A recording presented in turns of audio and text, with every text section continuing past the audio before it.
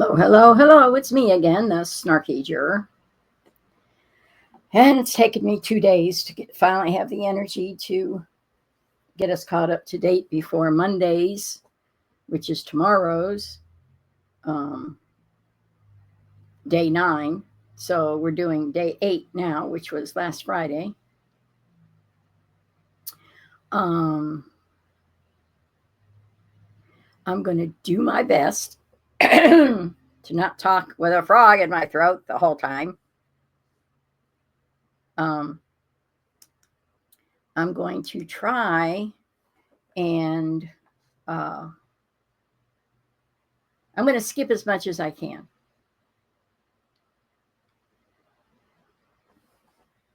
Just so that I can get caught up and so that I can um, preserve as much energy as possible. So that's what I'm going to do.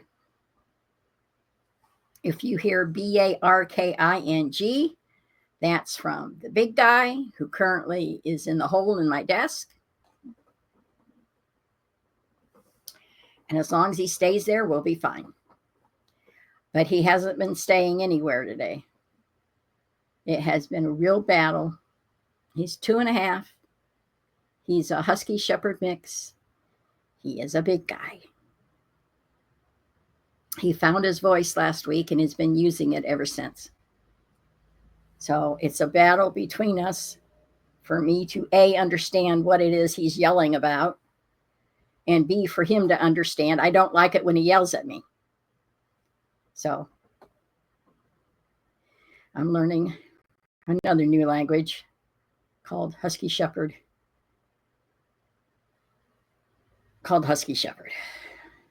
And it ain't fun. So anyway, let's go ahead and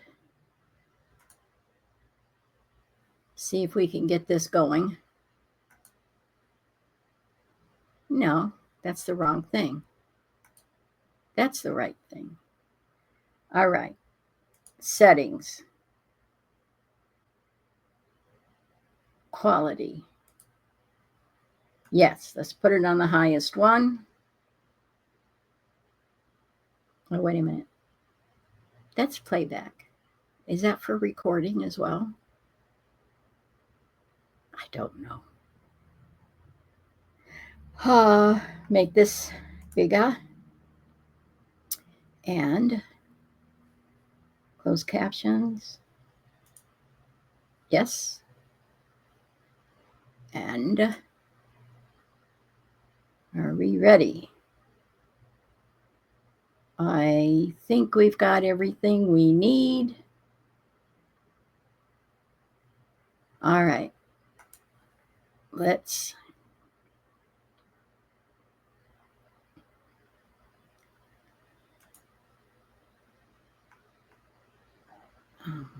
volume up and play.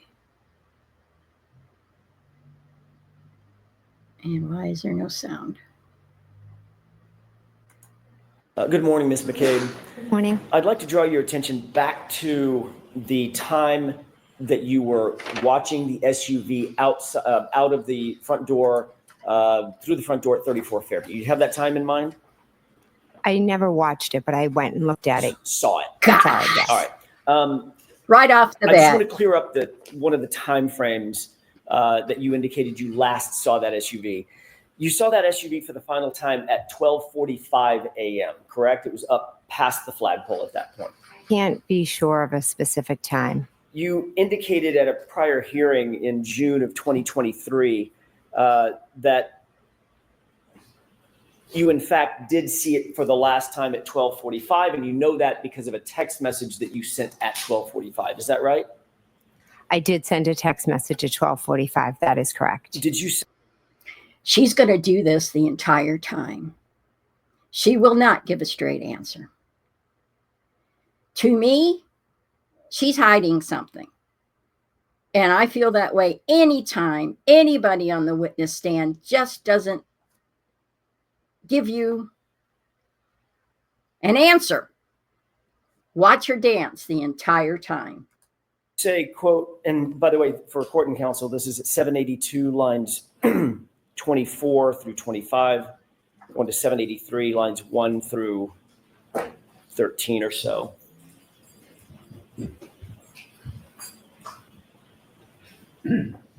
Actually, 1 through 3.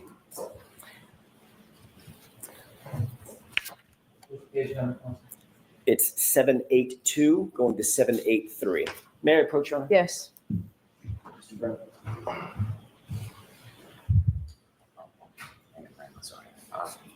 Thank you very much. No problem.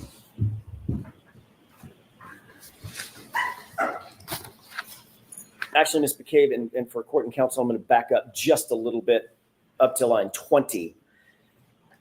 You stated, quote, "So I think my husband and I were talking just like about what they were doing." And then I sat back down, and then at one point I think I said hello. And then I said at 12:42, "Where are you?" And then flip, I don't know if that's my last text or if I did one more. Yeah, 12:45, hello, because they were still there. And then question, so the dark SUV was still outside the house at 12:45. Answer, at 12:45. Do you remember that question and answer colloquy back in June of 2023? I've been asked a number of questions, specifically those words, no. I do remember testifying. I believe I said, I think in there. I think that, She didn't. and to be honest, I'm not sure of exactly the times. I didn't pay close attention to when I was texting and when I was sitting. I was going back and forth to the door. But in June of 2023, at a hearing under oath, you did say that it was at 12:45 that you last saw the vehicle. I believe I said, I think. No, you didn't. Quit lying. Oh, and you're going to find out she really did lie. I believe the word I think is in there. You believe, but you're not sure. Okay, I'll look at it. Refresh your recollection. Sure. May I approach? Yes. Thank you. You can look until you're blue in the face. You won't find it.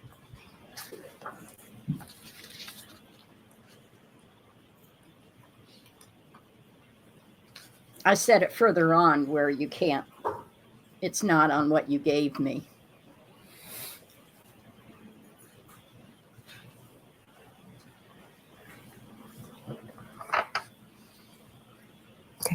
May I approach, Your Honor? Yes. Thank you. Does that refresh your recollection, Ms. McCabe, what you said in June of 2023 about seeing the SUV at the location at 12:45? I see what I read. Sorry. I saw what I just read. I don't remember my exact words of every testimony, but I did just read that. Yes. And in fact, what you said back in June of 2023, quote, "I don't know if it's my last text or if I did one more. Yeah, 12:45, hello, because they were still there, period." Correct? That's a part of what I said. And then the question was, so the dark SUV was still outside the house at 12:45. Answer, at 12:45. And then I said, I think my husband and I. So there's more to that conversation. Okay, what I read you is what the transcript indicates. You said on June 8th, 2023, correct?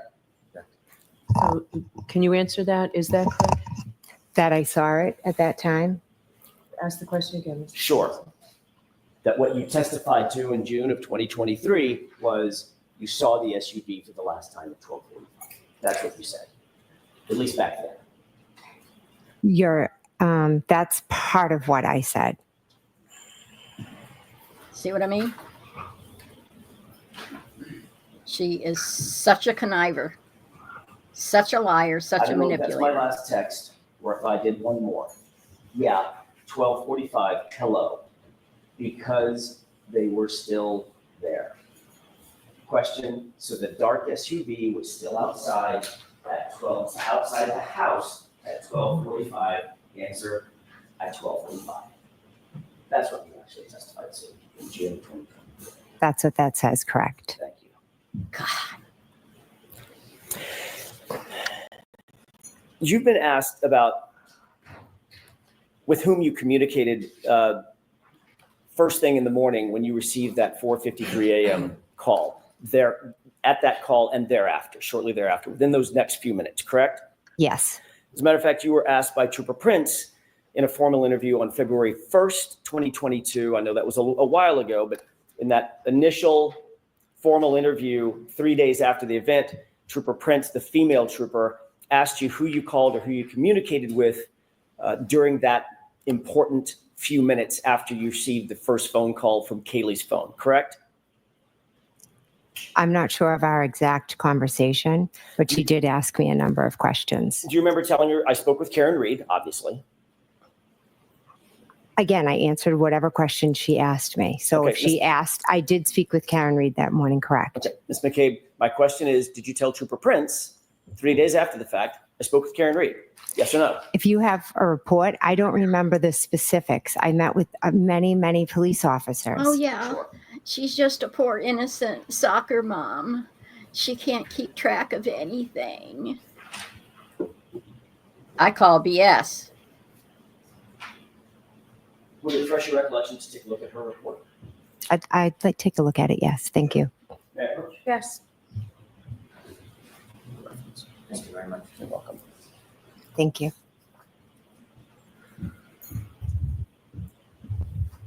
Ms. McCabe, you can familiarize yourself with that report, and there's a tab if that helps you, because Okay. it's somewhat lengthy. Okay. See if that refreshes your recollection. Thank you. She is so aggravating.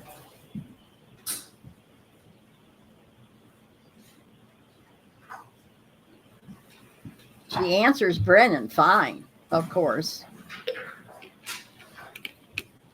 But she won't let Jackson pin her down on anything.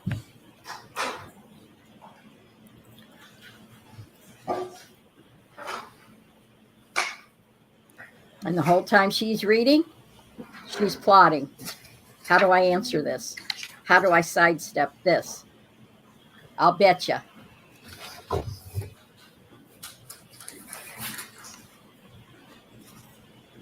In my mind, she proves she's a totally unreliable witness because of all the sidestepping she does. Okay. May I approach? Yes.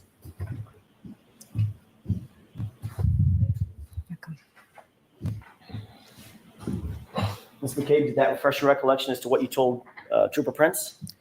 I know what happened, so I just answered Yes or the no? questions. Yes or no? Does that refresh your recollection as to what you told Trooper Prince? Yes. Okay. You told Trooper Prince that you had a conversation on Kaylee's phone with Miss Reed, correct? Yes. That you also called Julie Albert after you got off the phone with Miss Reed the first time. Yes. And then thereafter, at some point, you talked to Tom Beatty, correct? I never spoke with Tom. I'm sorry, my mistake. I misspoke. You called Tom Beatty. Yes, I Did- called Tom Beatty. Did not get through to Tom Beatty. I didn't. No one answered. Yes. Okay. Then you spoke at the grand jury about the same issue. Who did you talk to and who did you call in those minutes after the initial call on Kaylee's phone, correct? I'm going to object. I'd like to be heard. All right. Come on up. I'm going to object. I'd like to be heard. Object to what? Shouldn't she be testifying to the same thing when she's doing a grand jury thingy?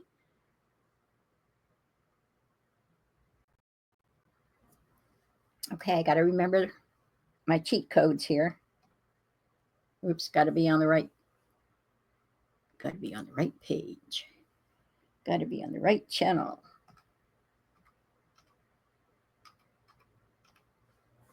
Well, if this takes a while.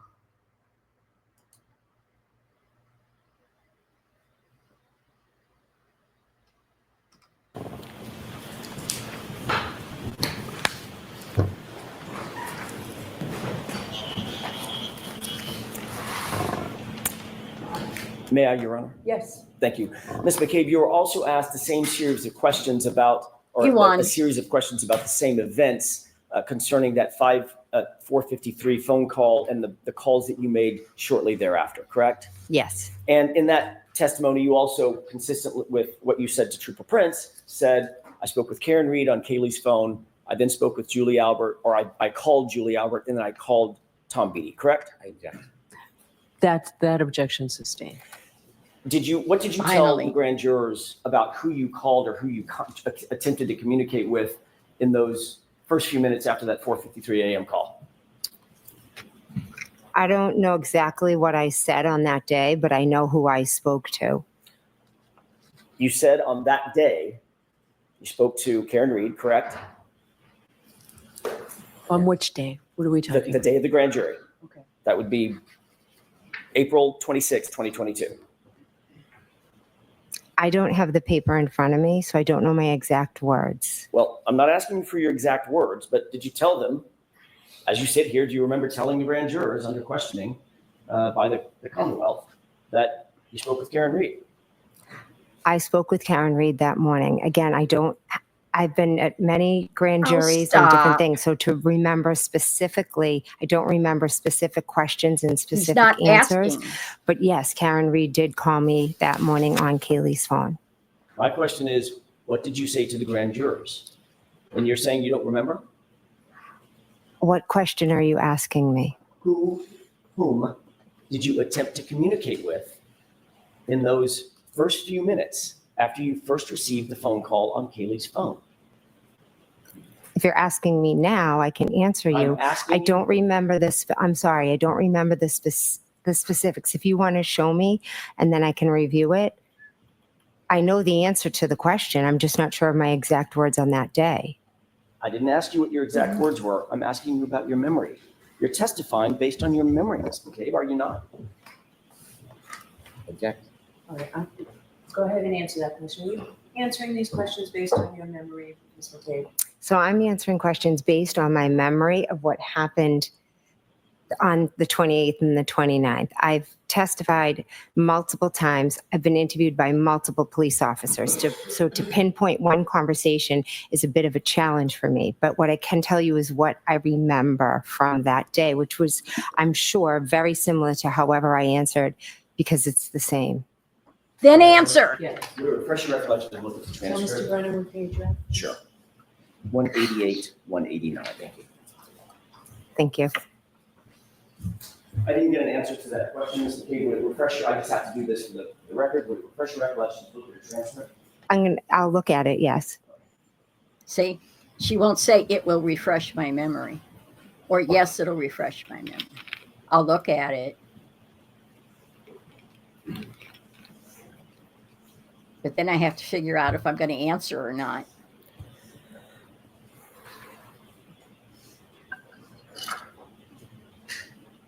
I was so furious by the end of the testimony.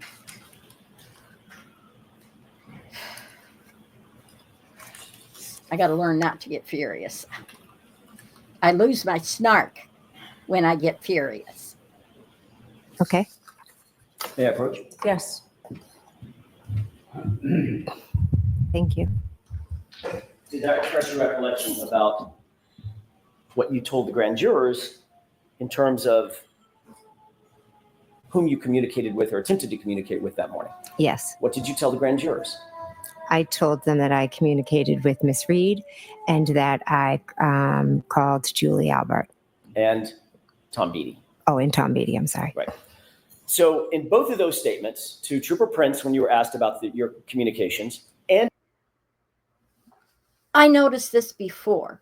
I don't know who Tom Beatty is, and I don't know why. She tends to not want to mention him. And I haven't been able to figure out why. and at the grand jury, by the way, at the grand jury, Tom Beatty. Oh, and Tom Beatty, I'm sorry.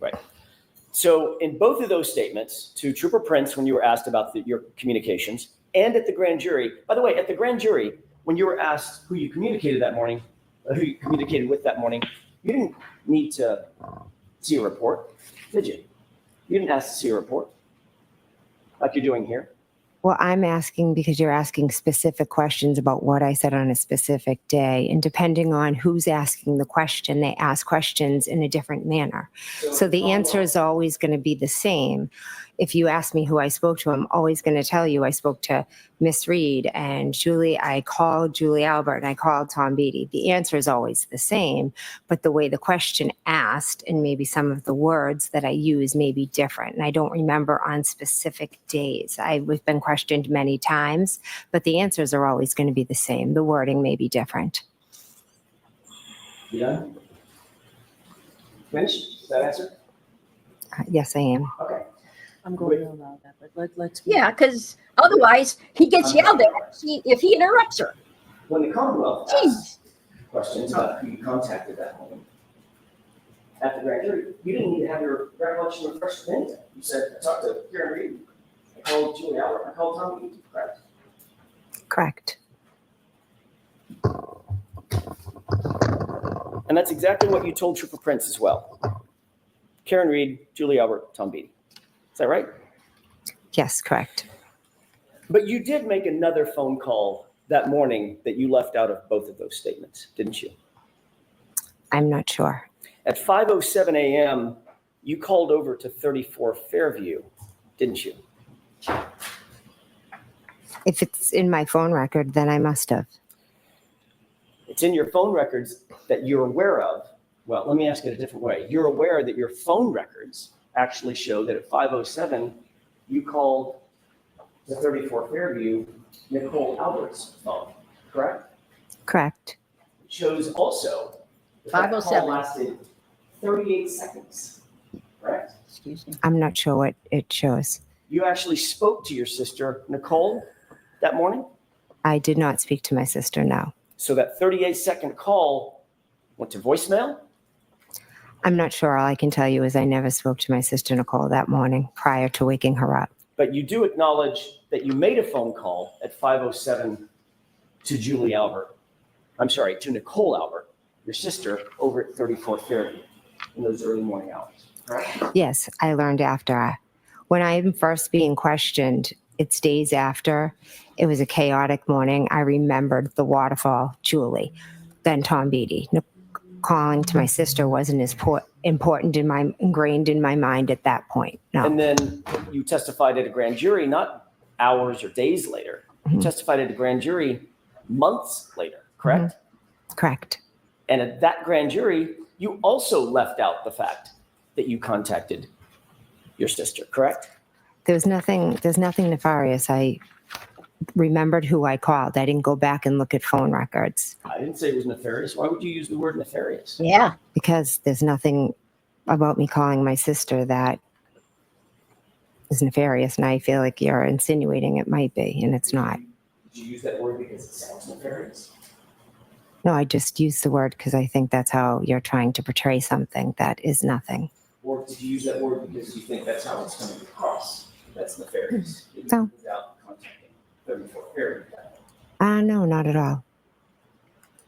It's called the guilty conscience. It's called she's doing everything she can to make sure that in Jackson's approach to get to the truth, that she sidesteps him every inch of the way. She had no reason to say that because Jackson was not being sly, underhanded, or whatever. He was trying to deal with her sidestepping.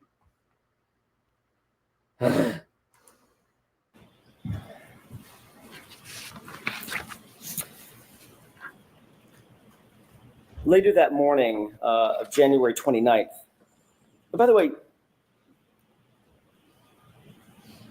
you do acknowledge that your phone records show that you called at 5:07 a.m. to your sister's cell phone, correct? I don't have them in front of me, but I believe that is correct. Yeah. Okay. Were you calling your sister's phone to alert her of something? Is that why you called? No.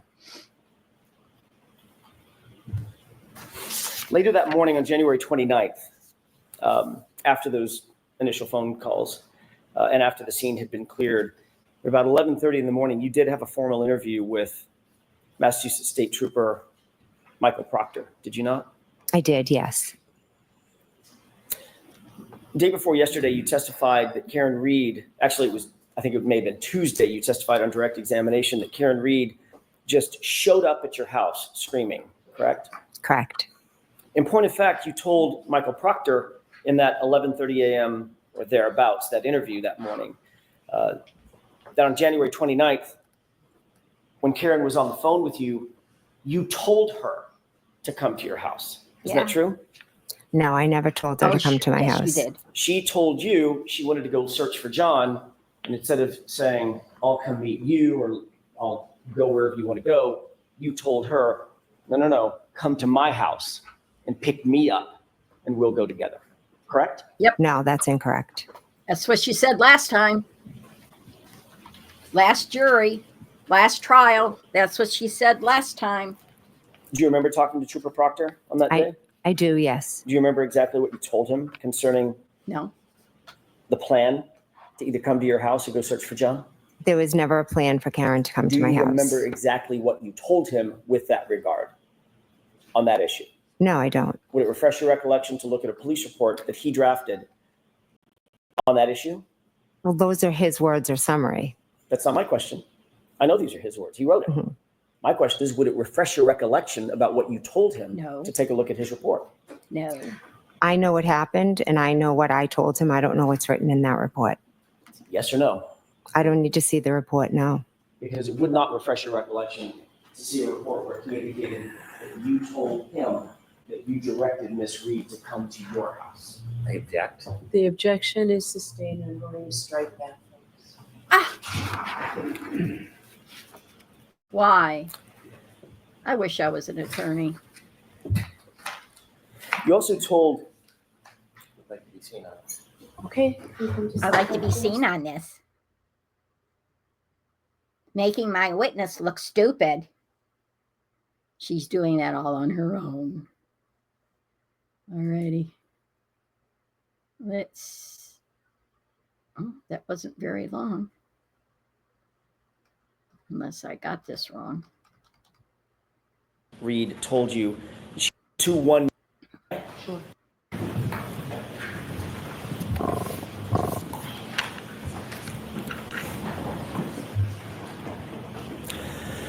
May I? Sure. Thank you. Ms. McCabe, during that same interview, you also told Trooper Proctor that while driving back to One Meadows, after you had been picked up by Karen at your house, while driving back toward One Meadows, that's actually when Miss Reed told you she had broken her taillight, correct? Miss Reed told me in the morning at my house. I know that's what you're testifying to now. Mhm. What I'm asking is, what did you tell Michael Proctor on January 29th? It was freshest in your mind. That she had told me she had a cracked taillight when she called me. You didn't tell him that she indicated she noticed her taillight had been damaged on the drive back to One Meadows after she got to your house? She mentioned it then as well, but she also had told me when she was on the phone, that's why my husband yelled out that we shouldn't be driving with a cracked taillight. But in fact, you did not tell Trooper Proctor that story. What you told him was she told you on the drive back to One Meadows after having picked you up, correct? I told him she told me in the morning and on the drive back. So if he didn't write that in his report, it's obviously incorrect. Objection. Sustained. Of course, that drive back to One Meadows would have been 5:30-ish or so, maybe even a little later, 5:35, Approximately, yeah, I'm not sure. well after she backed out of the driveway and struck another vehicle at One Meadows, correct? Do you know that? No, I have no idea. All right, next question. Speaking of Trooper Proctor, when you first interviewed with him during that same interview on January 29th, you noticed that he was taking notes, obviously. Yes, he was. You told him about your observations of the taillight that day. Is that right?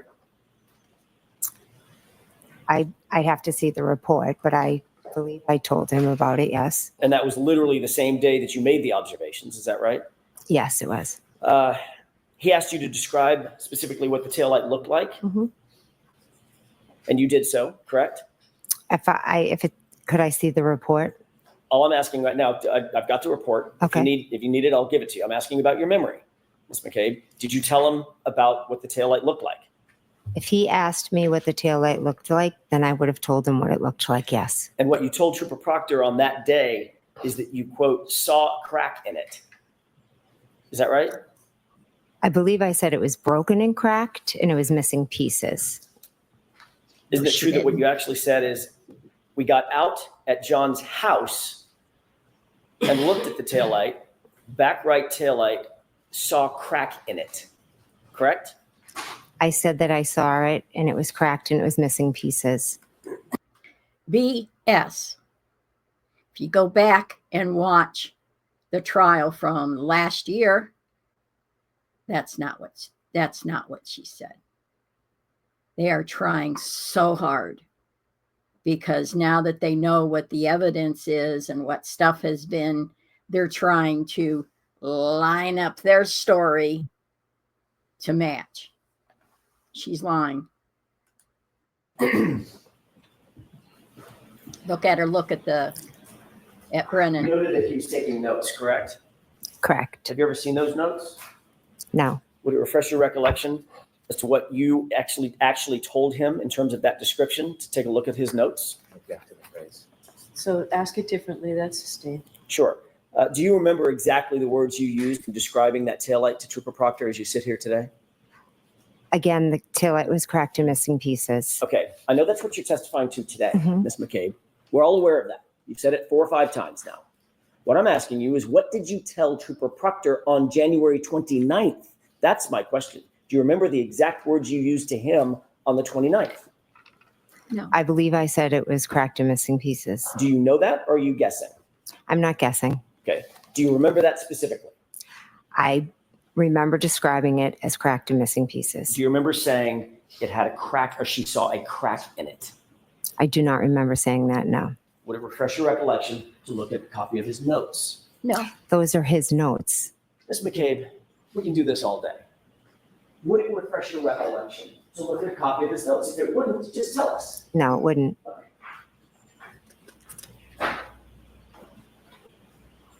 You just made yourself look like an idiot. Round of applause. As you sit here today, are you telling this jury that you deny saying to Trooper Proctor, you saw a crack in it? Are you denying that statement? I'm not denying it. So you could have told him that. He asked me multiple times different questions. I spoke to him at my house, and then he had called me. So maybe one time I said it had a crack in it, and another time I said it was broken and missing pieces. So it's very possible that that's how you described it on the 29th, Ms. McCabe. It had a crack in it, right? And missing pieces. I'm not asking you to finish my sentence. I'm asking you, is it possible that that's what you told him that day? It had a crack in it. Yes or no? Yes, that was Okay, one thank way. Mhm.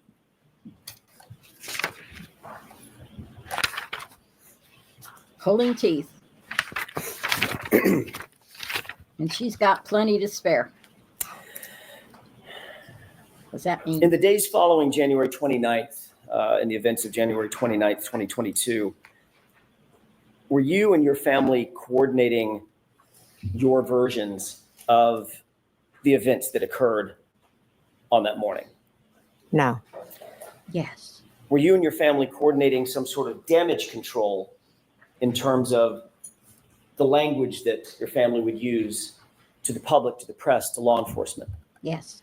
no, Did you and your family use a group chat? You and part of your family use a group chat to text each other to coordinate your communications with either the press or the public or law enforcement or family or friends?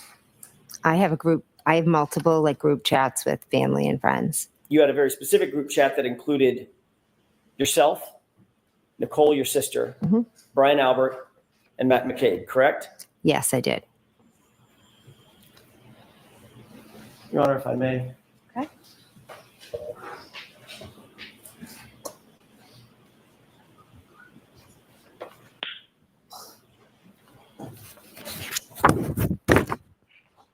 If she wasn't so evil, she'd be pretty.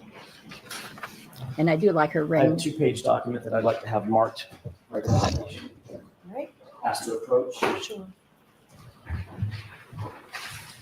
Thank you. Did you show Mr. Brennan yours? Mr. Brennan, I failed to show you. It's okay.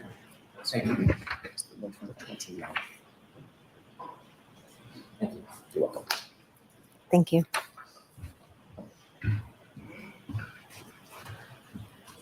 Can you tell me if you recognize what's depicted or what's contained on that 2-page document? Yes. Don't read it at this point. Just tell me, what is that? What are we looking at? This is a, looks like a group chat with me and my sister, Nicole.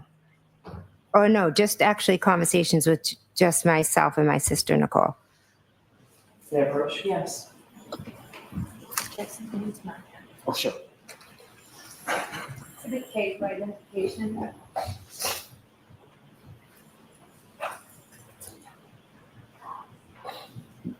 Excuse me.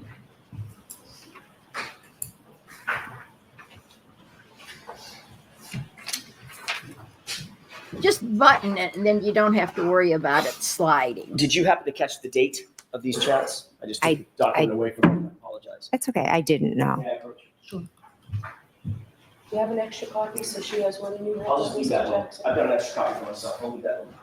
Thank you. Do you note the date of that series of chats?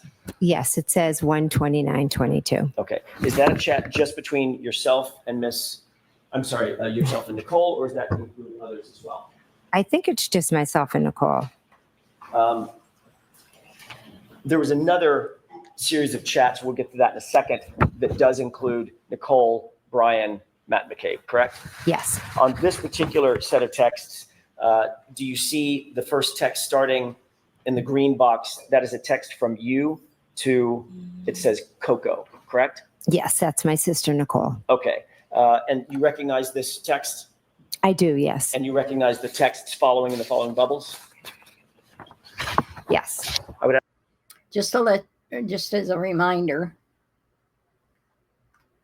129 was the day they found John O'Keefe. I don't know what time of day it is, but that's the day that we're talking about, is when this happened, when they found him at 6 o'clock in the morning. Yeah, shortly after 6 a.m., they found him on the lawn of 34 Fairview, which is Coco's residence. My sister, Nicole. Okay. And you recognize this text? I do, yes. And you recognize the texts following in the following bubbles? Yes. I would ask that this be marked moved into evidence. Is there any objection? If I could review it briefly. Sure. Why don't I see you sidebar for a minute about this? Sure, why not? Hold them up even longer. There's a lot.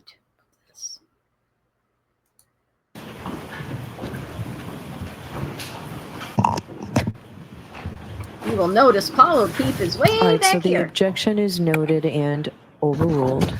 So, Mr. Jackson, you can put that K for identification is now an exhibit. May I approach? Yes.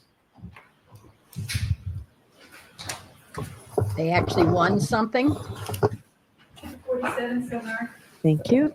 Thank you, Your Honor. Before All I right, proceed, So, jurors, before you consider any electronic communications in your deliberations, and you heard Trooper Garino read a lot of text messages the other day. I didn't interrupt him. I probably should have. But before you consider any electronic communications in your deliberations, you must first find that it is more likely true than not that the person who either authored or created or transmitted the communication was in fact the person alleged. So here we have communications allegedly between Ms. McCabe and her sister. Before you can consider them, you must find that it's more likely than not that they or the people who sent and received those. If you do not find it's more likely true than not that the person alleged to have created or sent them, then you may not consider the electronic communication in deciding your case. Now, when you read or hear about these text messages, you may not consider the statements for their truth, but you may consider them solely for the limited purpose of understanding the state of mind of here, Ms. McCabe, when she sent those messages. All right. So now that's what I needed to do. Mr. Jackson, your turn. Thank you, Your Honor. With the court's permission, I would ask that the January 29th text be published. Yes. Mr. Wilk, is there a way to, there we go. Margaret, the witness might need that exhibit. Your Honor, may I approach just to retrieve the exhibit? Yes.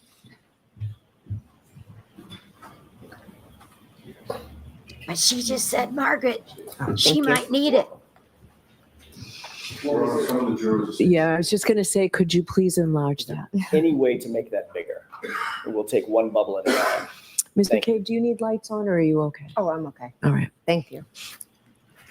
Ms. McCabe, does this appear to be a representative copy of what you're looking at? It's just been marked for evidence? Yes, it does. Starting at that top text, which is the green bubble here, can you see at the very top where it says from, there's a redaction? At 7, let me get rid of closed caption. This was texted at 7:54 p.m.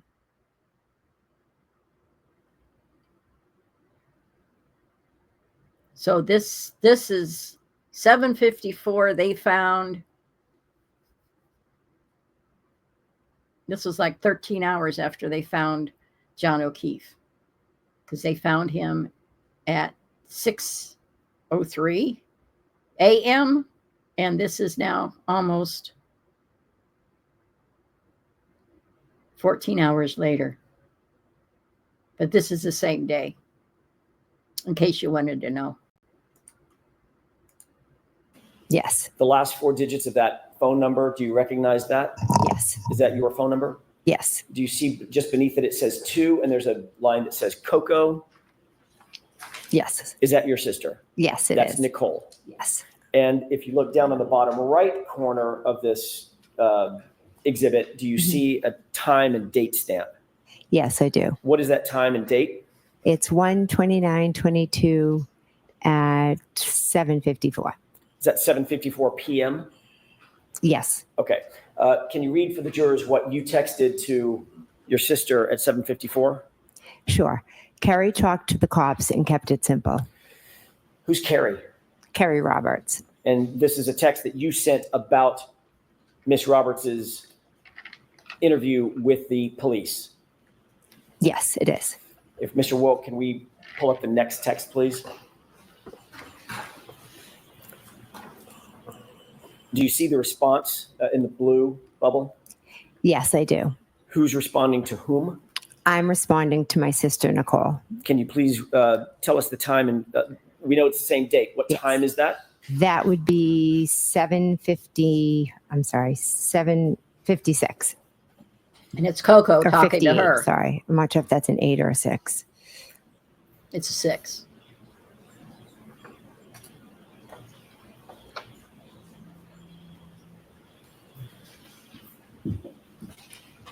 I may have misheard you. The blue bubble is from whom? It's from my sister, Nicole, To whom? to me. Okay, I may have misheard you. I thought you said the reverse. I want to make sure we're very clear. The blue sorry. bubble is from Nicole. The green bubbles are from you. Yes, correct. Got it. And this text says, I'm sorry, read that for me one more time. Sure. Okay. Try and get some sleep. Talk tomorrow. Next text, please. What's the time of this text? 7:57.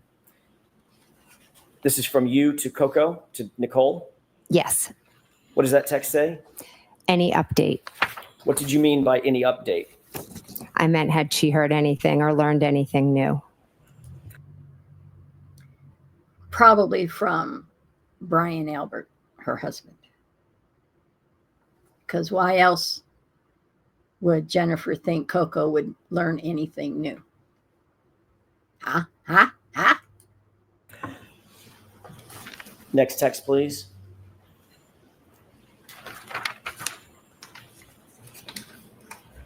Do you see a response from your sister to you? Yes. What does that say? We'll get more info tomorrow. Don't want to text about it. Next text, please. Why not? Because there's a record. Is this a text from you to your sister, Nicole? Yes, it is. What does that say? Right. Yeah. Next text, please. Can't do that. What is the date and time of this text? It is 1:29 and 2022 at 8:01 p.m. And this is in response to the text that you just read from you to your sister. And this Yeah. is now a text from your sister back to you, correct? Correct.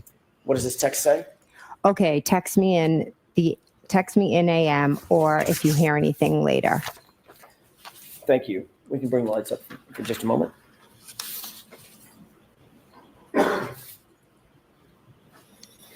Yeah. See One the of threads of the texts, web. The third from the bottom text on the second page.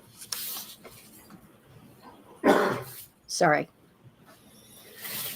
One of the texts, the third from the bottom text on the second page, in other words, the top text on the page, was from your sister to you. We'll get more info, TOMM, correct? Yes. Don't want to text about it, correct? Yes. TOMM means tomorrow. Yes. This was January 29th, 2022, correct? Yes. Tomorrow would have been January 30th, Yes. 2022. Is that right? Yes. Your Honor, I'm holding another document. This is a multi-page document.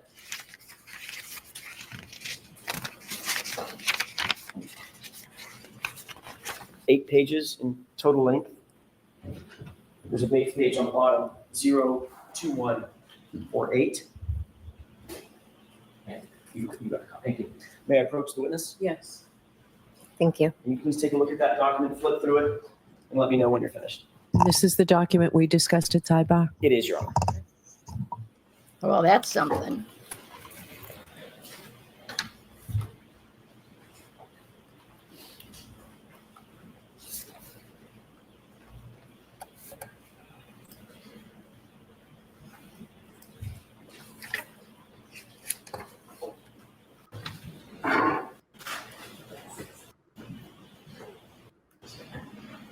She's memorizing it. Stand for just a second. Okay, you don't have a separate copy for, May I approach, Your Honor? yes. Thank you. May I stand at the witness stand for just a second? Okay, you don't have a separate copy for Ms. McCabe? I do. I'm going to hand you this one and ask that this be marked.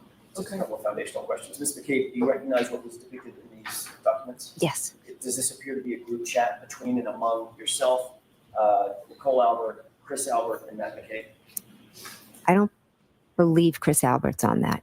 I'm sorry, my mistake. Brian Albert. Yeah, Brian, Okay. sorry. So the four of you? Yes. Okay. And does this appear to be a group chat that was engaged between and among y'all on February 1st, starting, I'm going to try to bookend it, starting Okay. at about noon, ending at about 5 or 5:30 that I didn't look, but I'll take your word for it.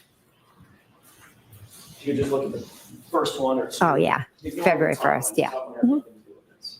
Okay. Too Yeah. many Alberts. And then the last one, same date, around 5:30. Yes. May I approach? Yes. I'd ask that this be marked Say, for identification or in evidence? into evidence. Same objection, Mr. Brennan? Please. Yes, that can come. 48. Obviously, it's overruled the objection. But he has to do it for a record. And jurors, the same instruction regarding the electronic communications and the same instruction regarding this is not to be used for the truth of what's in there, but simply as it goes to Mr. McCabe's statement. Which is ridiculous. With the court's permission to publish, please. Yes. If we could start at the second text down. Ms. Wool, can you make that a little bigger? I apologize. Thank you. Do you recognize what's depicted both on the screen and in your hand? Yes. Does it appear to be the same thing? Yes. Okay. Taking a look at that first text, who is that from and who is it to? Okay. All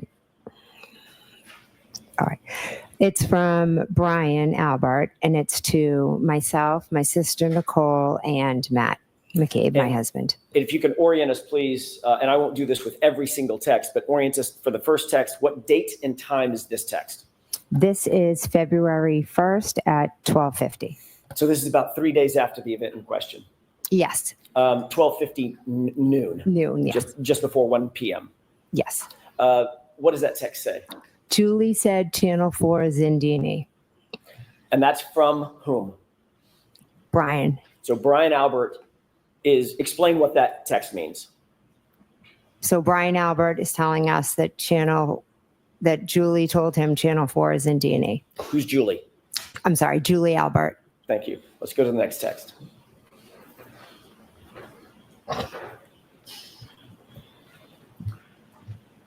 Is this in response to the text that you just read?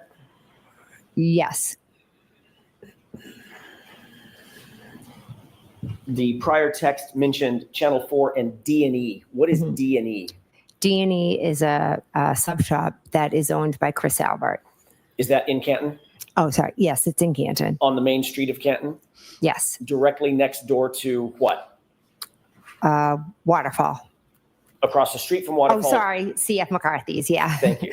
Across the street from Waterfall, directly adjoining, they have an adjoining wall to CF McCarthy's, correct? Yes. And D, is it D and E or D in E? D and E. D and E. Okay, Yeah. that's just the name of the pizza sub shop. Yeah. Thank you for that context. Ms. McCabe, can you read what this text says, who it's from and who it's to? This is from Matt McCabe to myself, my sister Nicole, and Brian. Can you read it for us, please? Sure. Eating, I assume. Ask Chris to ask some questions. Tell them the guy never went into the house. The guy. What does tell them the guy never went into the house mean to you? How did you take that? I took that as John never came in the house. Who's the guy? John. John. John O'Keefe. Yes. And the beginning of that sentence is tell them that the guy never came in the house, correct? Yes. And the sentence before that is ask Chris to ask some questions, correct? Yes. So this is Matt McCabe directing that Chris ask questions of Channel 4, correct? I wouldn't say directing. Whatever word you want to use. He was No, I'm saying that Matt, suggesting. I think we're all looking to find out what happened. So Matt was like, ask some questions. What do they know? And also indicating that Chris should tell them the guy never came in the house, correct? John never came in the house, correct? Okay. Next text, please. But he did.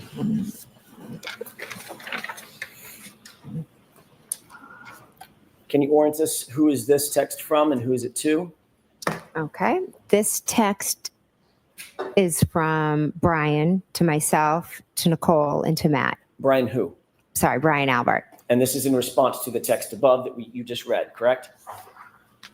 Yes. Where Matt McCabe said, tell Chris to find out, get an update or something, and tell him that the guy never came in the house. This is Yes. in response to that text. Yes. And what does Brian Albert respond? Exactly. One word, correct? Yes. Next text, please. This is This her. is a green box, so I presume this is you. Yes, it is. And this is to whom? To Nicole, to Brian, to Matt. And what does your text read? It means, oh my God. It's ONG, but it Yeah. meant to be OMG, correct? Yes. Yeah. I do a lot of errors. Which stands for oh my God. Yes. Next text, please.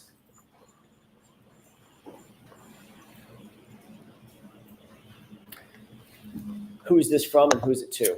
So this is from my sister Nicole to myself, to Brian, and to Matt. And what does that text read? It says, I assume it's just to eat, but Brian, if she is there, ask her what the deal is. Next text, please. What the deal is from a reporter. Before I ask you about this text, the last text, that was from whom? One more time. My sister Nicole. It was from your sister Nicole, Yes. and she mentions a she, pronoun she. Yes. Is that referring to Julie Albert? No. To be honest, I don't know who she's referring to. Well, remember the first text started, or did the first text start with someone reporting that Julie said that Channel 4 was in D&E? Yes, it did. So would that prior text mean get Julie Albert to get some updates on what's going on? I'm Let's sure. go back to that last text one more time. Yeah,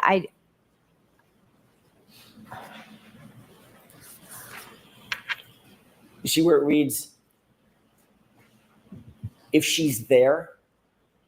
Does that mean if Julie is at D&E, hence she just reported that Channel 4 is there? Or is it someone from Channel 4? I'm truly not sure if who she's referring to as the she. Okay, fair enough. Let's go to the next text, please. Was it a female reporter from Channel 4?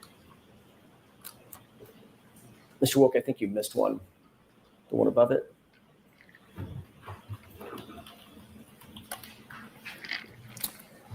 Who's this text from and who's it to? This text is from myself, and it is to my sister Nicole, to Brian, and to Matt. And what does this read? This says to ask if we heard if she is in a mental hospital. Next text, please. They're hoping Karen Reed is in a mental hospital. Who is this from and who's it to? This is from me to my sister Nicole, to Brian, and to Matt. What's the time on this text? 2:55. And what does it read? Carrie is here going over timeline. Who's the Carrie referring to? Carrie Roberts. What is here? I would assume here would mean my house. Next text, please.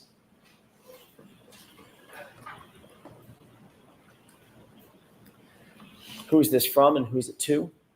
This is from Brian to me, to Nicole, to Matt. And what does this text read? I did hear that. Next text, please.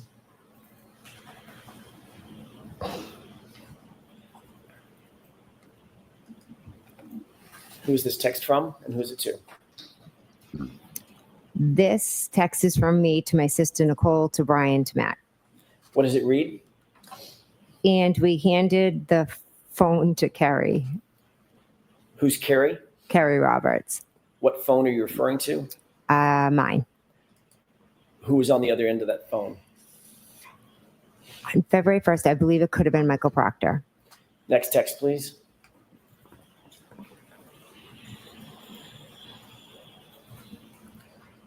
Who is this from and who's it to? This is from me to Nicole, to Brian, to Matt. What does it read? She is telling him everything. Everything is in all caps with an exclamation point, correct? Yes, it is. What's the timestamp on this, Ms. McCabe? 2:55. Who's the him that you're referring to in this text? I believe it was Michael Proctor. Next text, please. I think they're establishing stuff for later. Who is this from and who's it to? This is from me to Nicole, to Brian, to Matt. What's the timestamp on this text? 2:55. Same minute that you sent the last text? Yes. She's telling him everything? Yes, And then you follow up with what? all the stuff. Next text, please.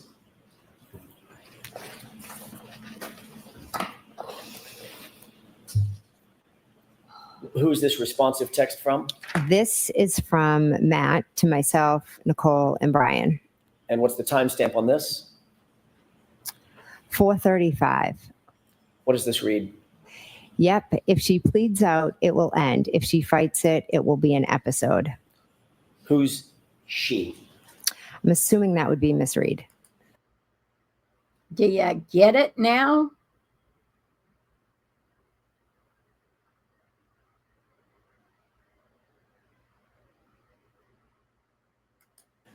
Next text, please.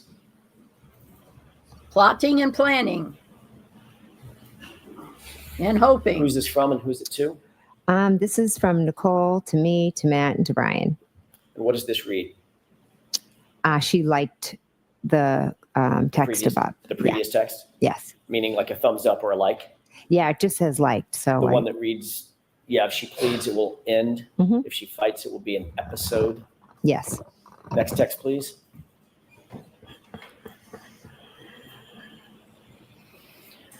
Who's this from and who's it to? This is from Matt. Oh, sorry. To me, to Nicole, and to Brian. And what does this read? Brian, sitting separate.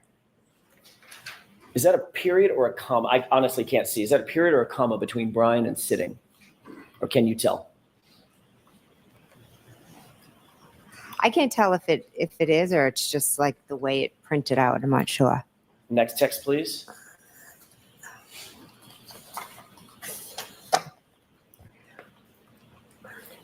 Who's this from and who's it to? Brian, to me, Nicole, and Matt. What's the timestamp on this? That is 4:55. And what does that text read? Okay. And the next text. This is another green bubble. Who's this from and who's it to? This is me, Matt, me, Nicole, Matt, and Brian. And what did you say? What did you write in this text? I wrote you listening. And what's the timestamp on this? That is 5:15. I'm sorry, it would be what time? Oh, I'm sorry, 5:15. And in fact, at 5:15, Ms. Roberts was in your house being personally interviewed by Massachusetts State Police, correct? They were there. I'm not sure if this is the exact time, but yes, they did come over. Just to be clear and to orient us, there was a phone conversation that you were privy to between Carrie Roberts and Michael Proctor telephonically, correct? She was Earlier in the day. yeah, earlier in the day he had called me and then Carrie had asked to speak with him. And that's the handed her the phone. Yes. And later, a couple of hours later, 5-ish or so, she was still at your house. Michael Proctor came over and interviewed her at your home. I'm No, sorry, not Michael. sorry. Massachusetts State Police. Came over and spoke to myself, her, and Matt. And you wrote you listening to the group, correct? Yes. Who was that specifically directed to? I honestly don't know. Was there anybody else in the house during her interview other than you and the troopers? My husband, Matt, my daughter, her friend, my other daughter. So of the people on this text chain, the only person that would have been in the house that could have conceivably, quote unquote, listened would be Matt. Okay. Yes. Okay. Next text, please. Where was she?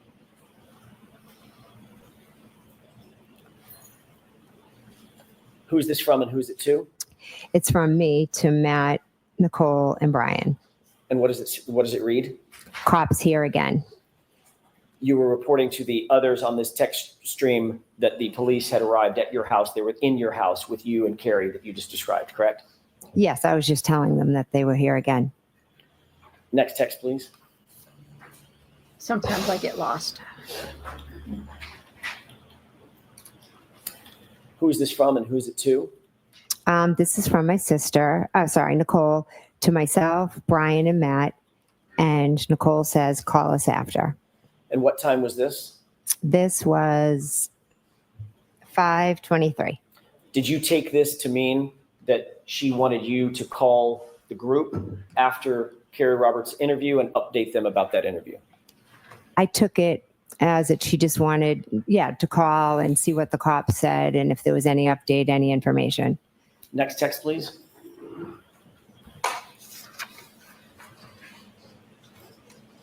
Who is this from and who's it to? This is from Matt, and it's to myself, Nicole, and Brian. What time is this? This is at 5:31. And at 5:31, what does Mr. McCabe write to the group? This girl could write a book nonstop. Was that in reference to Carrie Roberts having her interview with the Massachusetts State Police? Yes, it was. And this girl is Carrie, correct? Yes. Next text, please.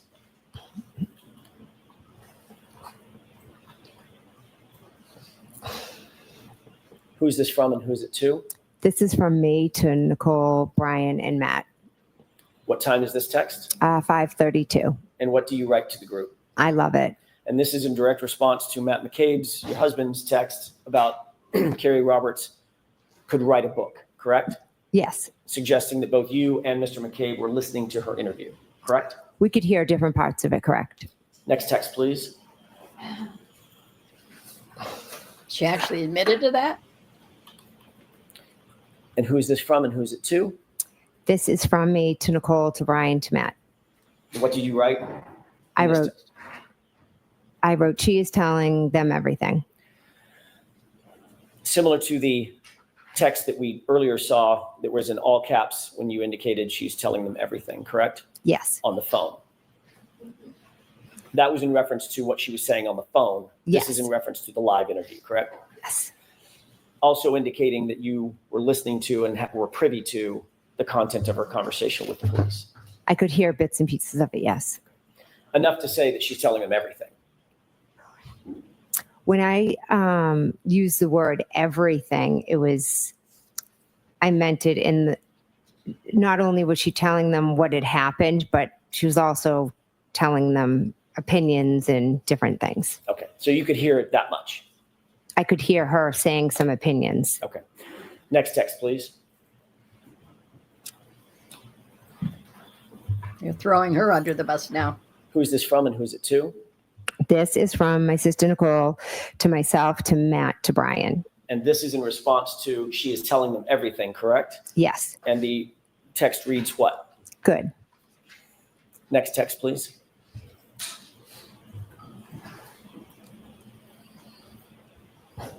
Who's this from and who's it to? This is from Matt to myself, to Nicole, and to Brian. And what does it read? He says, going to miss the basketball game at this rate. You mean Matt says. Oh, sorry. Matt says, going to miss the basketball game at this rate. Indicating that he was still in the house and still privy to the conversation between Carrie Roberts and the Massachusetts State Police. He was waiting for them to talk, but Carrie kept was, as he said, she could write a book. So he felt he was going to miss the game because she just kept talking. Next text, please. He could leave. That may be the end of it. Yeah, it is. Is that the last text on the page? Yes, it is. May I approach you? Yes. Do you want both of them? Okay. There you go.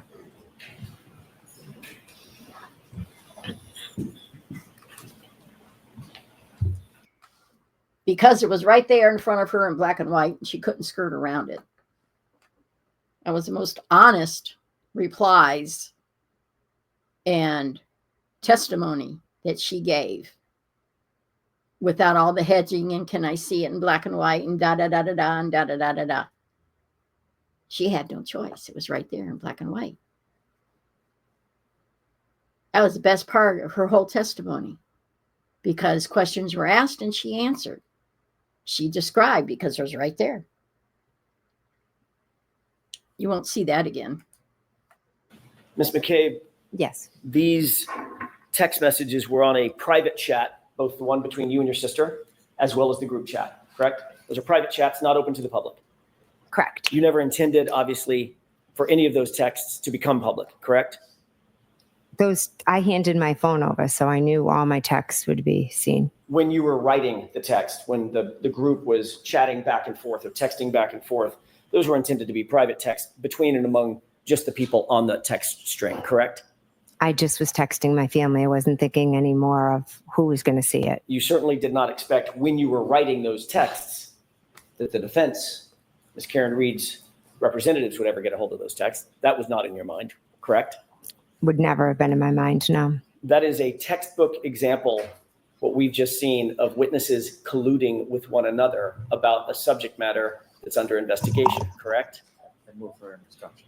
All right, jurors, disregard that comment, completely disregard that question. Your Honor, may we approach? Yes. But that was an example of colluding. Good Lord, people. It was.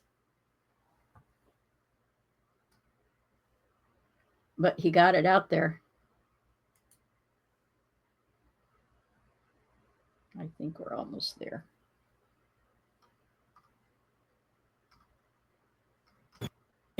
In the text that we just saw,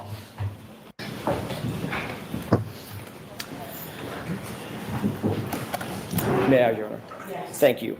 In the text that we just saw, you were colluding with other witnesses, percipient witnesses in this case through those text messages, were you not? I was not.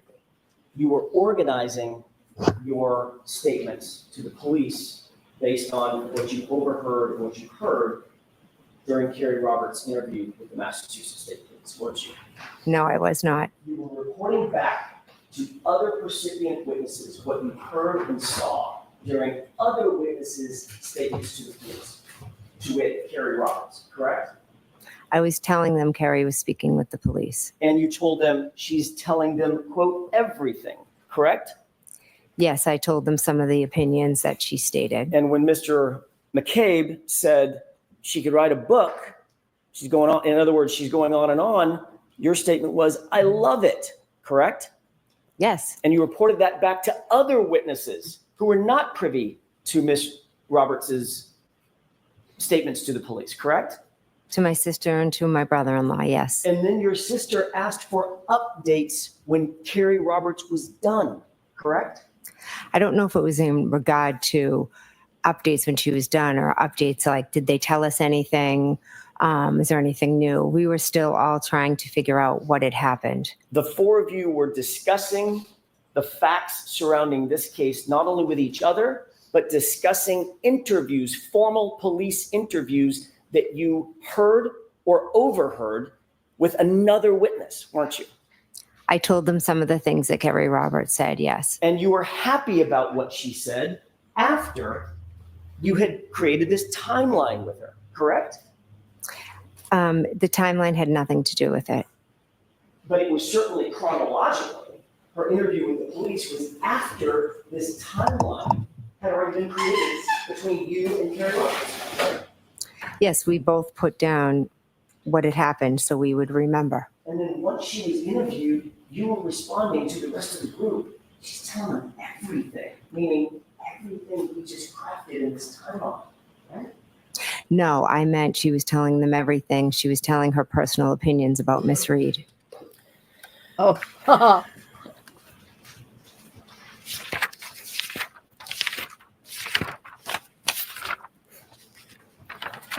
she's holding her jaw different. I want to change gears for a second, Ms. McCabe, and ask you about that visit that you took to Michael Lank's house.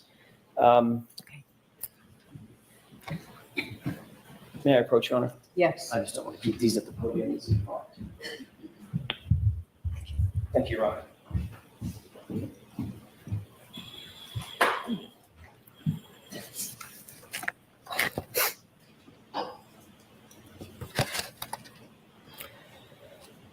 Have you and Ms. Roberts discussed that visit to Michael Lank's house before your testimony, before you testified to it for the first time in May of 2024, about a year ago? Did y'all discuss that at all? I don't recall. You testified under oath in that proceeding that you went, and I want to be very clear about this, that you went from One Meadows, the O'Keefe residence, John O'Keefe's residence, directly to Michael Lank's residence, which is in another neighborhood in the same town, correct? Yes, we went. Correct. And you indicated that you were there to drop off one of Carrie's daughters. Is that right? Yes. That's how you testified in May of 2024, about a year ago. Yes. Just a moment, Your Honor. Yes.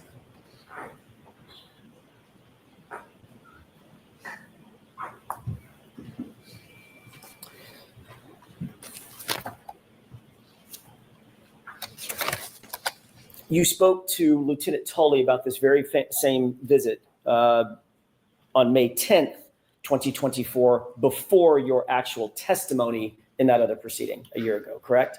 Yes. All right. And what y'all talked about was your visit and your travels over Yeah. to Sergeant Lank's, by the way, Sergeant Michael Lank of Canton PD, correct? The Yes. same Michael Lank that we've talked about. Yes. You talked to Lieutenant Tully about that trip over to Michael Lank's house, correct? Yes. You indicated that in that interview with Lieutenant Tully that you went over to the Lank residence with Carrie Roberts to pick up her daughter at the residence, correct? Not to drop her off, but to pick her up. She was with us at Meadows, so we dropped her off. Right. I know that's what your testimony was a couple days ago. Mhm. I'm asking, when you talked to Lieutenant Tully on May 10th, 2024, before your testimony last year, did you tell Lieutenant Tully we were actually there to pick up her daughter? That's why we went to Michael Lank's house. That's why you went to Michael Lank's house.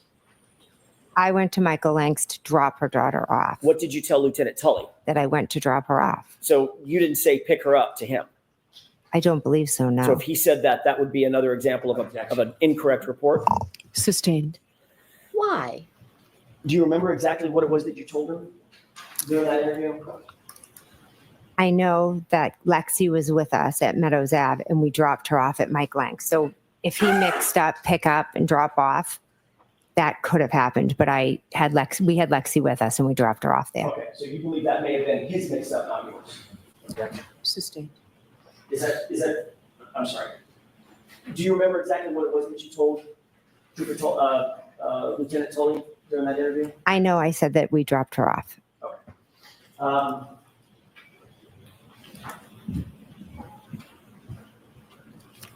She's tired. It was 11 days later that you actually testified, correct?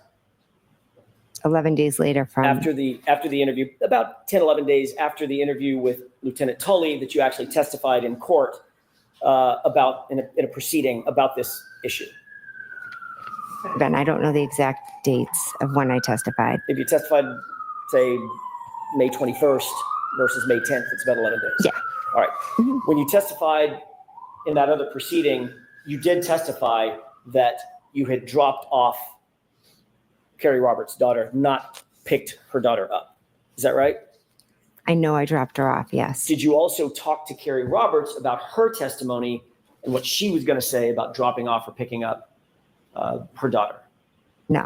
Okay. You never talked to her about it before you testified or before she testified last year? We both know what happened, so I I'm don't. just asking if you had a discussion. That's all I'm asking. I have no idea if we discussed that. So you might have. I have no idea. And in the last year, let's clock it around all the way to now, Mhm. you've probably discussed it additionally with her, correct? Probably not that detailed, no.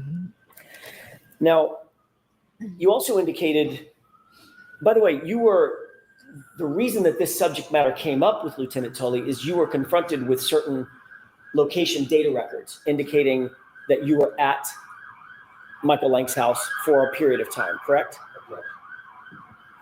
Sustained. Ask it differently.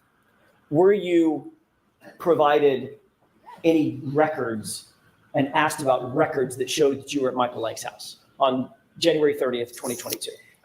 I was asked if I had gone to Michael Lank's house, and I had, to be honest, I had completely forgotten because those days were just a complete blur. But then I remembered that after we left Meadows Ave, we did drop her daughter off at Michael Lank's. All right. Do you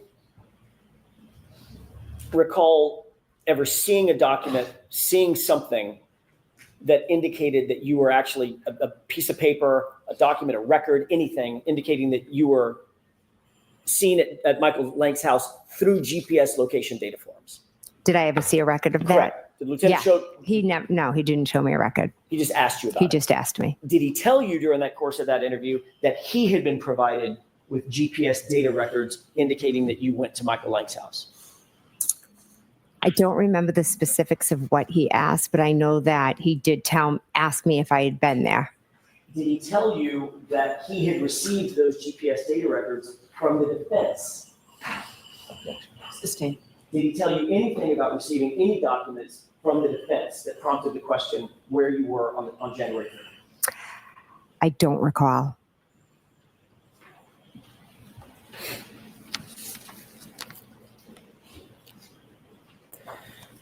Before that interview on May 10th with Lieutenant Tully, Mhm. this is preceding your testimony last year. Okay. Had you ever reported that you went to Michael Lank's house, Sergeant Lank's house, on January 30th to anybody? No, to be honest, I completely forgot about it.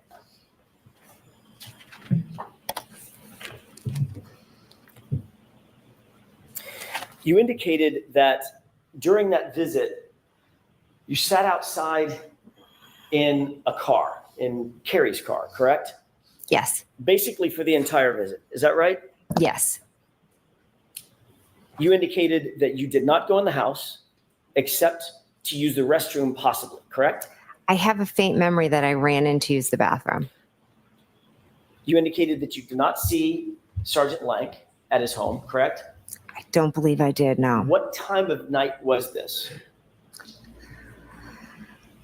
I don't know. We had been at Meadows for a while, and then we left, dropped Lexi off, and then I went home. I don't know a time, maybe afternoon. I'm not sure. I'm sorry.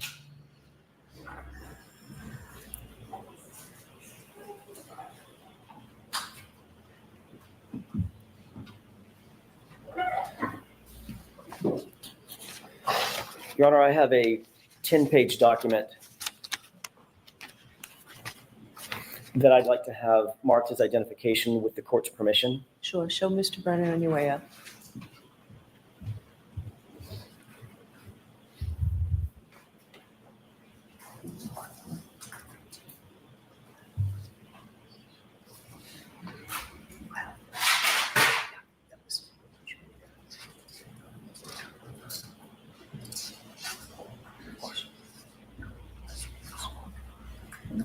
Take your time.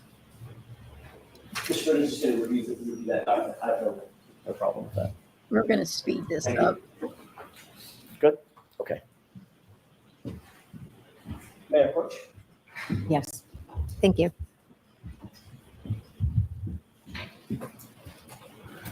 Do you recognize the document? So has it been marked yet? I'm sorry, I asked that it be marked for identification at this point, just only for identification. Sorry. So Madam Court Reporter will mark it and give it back to her. Thank you. Mark it. Identification. Thank you. Go ahead, Mr. Jackson. Thank you, Your Honor. Once you get the document back, I'll ask you a couple of quick questions about it. Okay.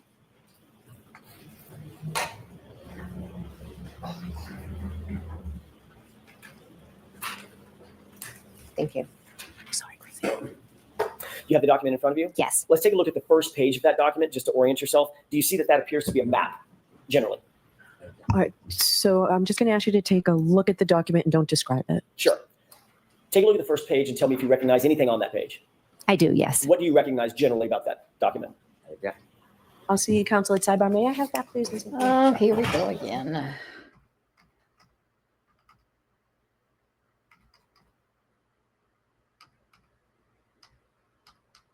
Sidebar.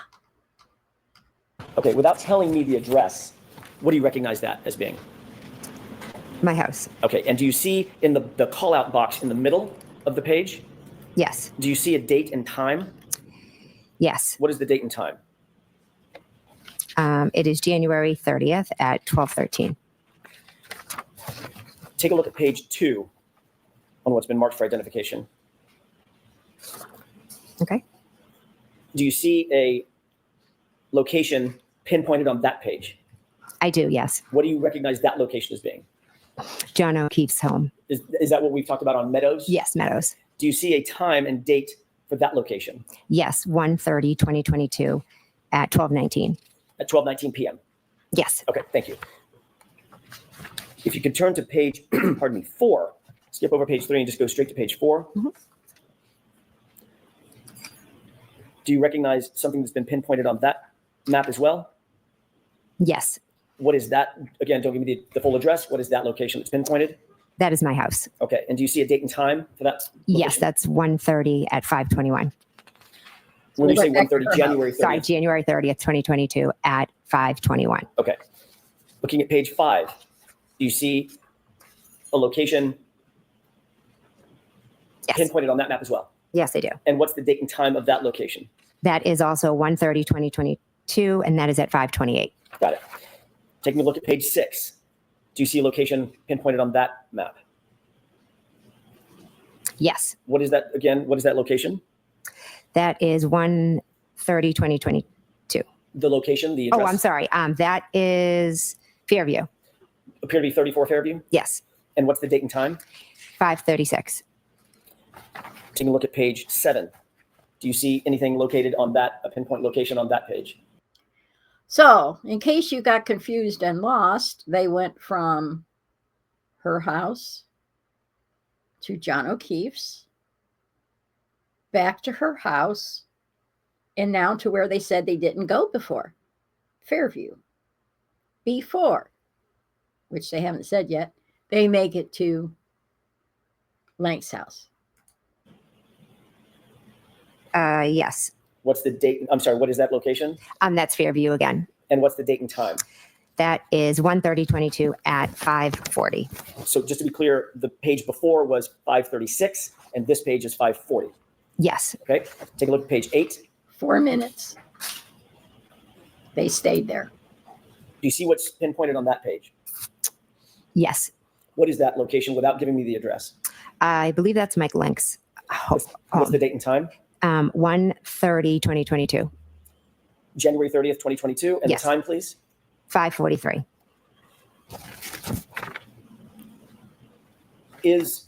You're familiar with Canton, obviously, Yes. much more than we are. Is Yes. driving time from 34 Fairview to Michael Lank's house consistent with about 3-4 minutes? It could be with they have multiple stop signs. Okay. And due to the weather. Right. Taking a look at page 9, Yes. do you see another pinpointed address? Yes. I believe it's the same one Okay, the same address on, as Mike Oakdale? Lank. As Mike Lank. okay. And what's the time, what's the date of that? 1:30, 2022, and that is 6:28. And 6:28 is about 45 minutes after 5:43, give or take, correct? Yeah. Finally, the last page, page 10, do you see yet another pinpointed address? I do. Yes. Is that your address? Yes, it is. Okay. And what's the date and time of that pinpoint? That is 1:30, 22 as well, and that is at 6:34. And would it be safe to say that your address from Mike Lank's address, maybe 6 or 7 minute drive? Yeah, depending. Mhm.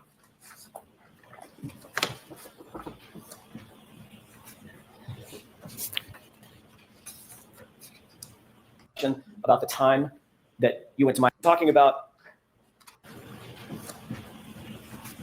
Just trying to move it forward. we were talking about what happened when you were at Mike Lank's that evening. By the way, does any of that refresh your recollection about the time that you went to Mike Lank's house? Yes, I knew it was after Meadows and later in the day. Yes. So closer to 5:45, 6:30, correct? Yes. This is in January in Boston, is that right? The greater Boston area. Yes. It's dark really early. Yes. It was a blizzard. The night before. Yes. Safe to say that it was dark out.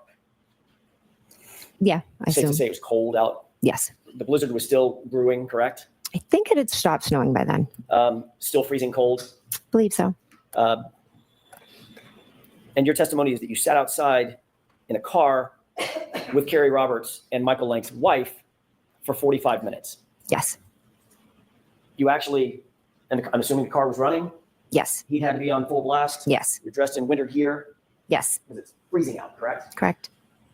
You actually got out of the car and went into the house to go to the restroom at one point. I have a faint memory. I think I did. Yes. And the three of you didn't just decide, let's just go in the house. No, we didn't. You actually came out of the restroom, came out of the nice warm house, and fought the cold and got back in the car, according to you, correct? Yes, I went back in the car because Carrie was going to bring me home. You stated on direct examination that, and you stated again today, that you stopped by Michael Lank's house, Sergeant Lank's house, directly from the O'Keefe residence as sort of a, my word, not yours, sort of a pit stop to drop off Carrie Roberts' daughter, correct? Correct. In point of fact, you actually drove from your personal residence to Michael Lank's house as a destination, didn't you? I don't remember that. This is what this piece of paper says. I remember just leaving Meadows and dropping off Lexi. In point of fact, it wasn't an errand. It wasn't to drop anybody off. It was a destination that you went to from your house to Sergeant Lank's house on January 30th, 2022, wasn't it? No, we went to drop off Lexi. Was Lexi at your house? She was with us at Meadows, and then we went to drop her off. Right. She was never with you at your house, was she? I don't remember going to my house. So if she wasn't with you at your house, there would be no reason to drop the child off from your house to Michael Lank's house, correct? Lexi was in the car with us, and we dropped her off at Michael Lank's. That's why we went to Officer Lank's house. Yes. And in point of fact, you actually went from your house and did make a pit stop to 34th Ferry before you went to Michael Lank's house, didn't you? We drove by and stopped. Yes. Slowly stopped. Yes. You went in the house and spoke with someone. No, I never went in the house. Why'd you go by and just stop? I think Carrie and I just went by to like take a look at it. We were still trying to figure everything out. Stay there for 4 to 6 minutes. I have to look at the report, but yeah, we were sitting in the car, kind of just like, oh my God, looking. Didn't go in the house. We didn't go in the house. No, Nobody came outside to talk to you. No. You didn't speak to Nicole. I don't believe so. Possible. Like I said, Carrie and I just kind of drove by and were looking at the area. And that's before you went to Michael Lank's house, correct? That was on the way to Michael Lank's. So in point of fact, you didn't go directly from One Meadows to Michael Lank's house. I thought I had. I truly thought I had. And now your memory is refreshed. My memory is not. This isn't refreshing my memory. I do not remember going by my house before Michael Lank's. Do you remember testifying a year ago that, well, let me ask it this way. Do you remember denying a year ago that you ever even stopped by 34 Fairview? I don't remember that now. Would it refresh your recollection to take a look at your prior testimony? Sure.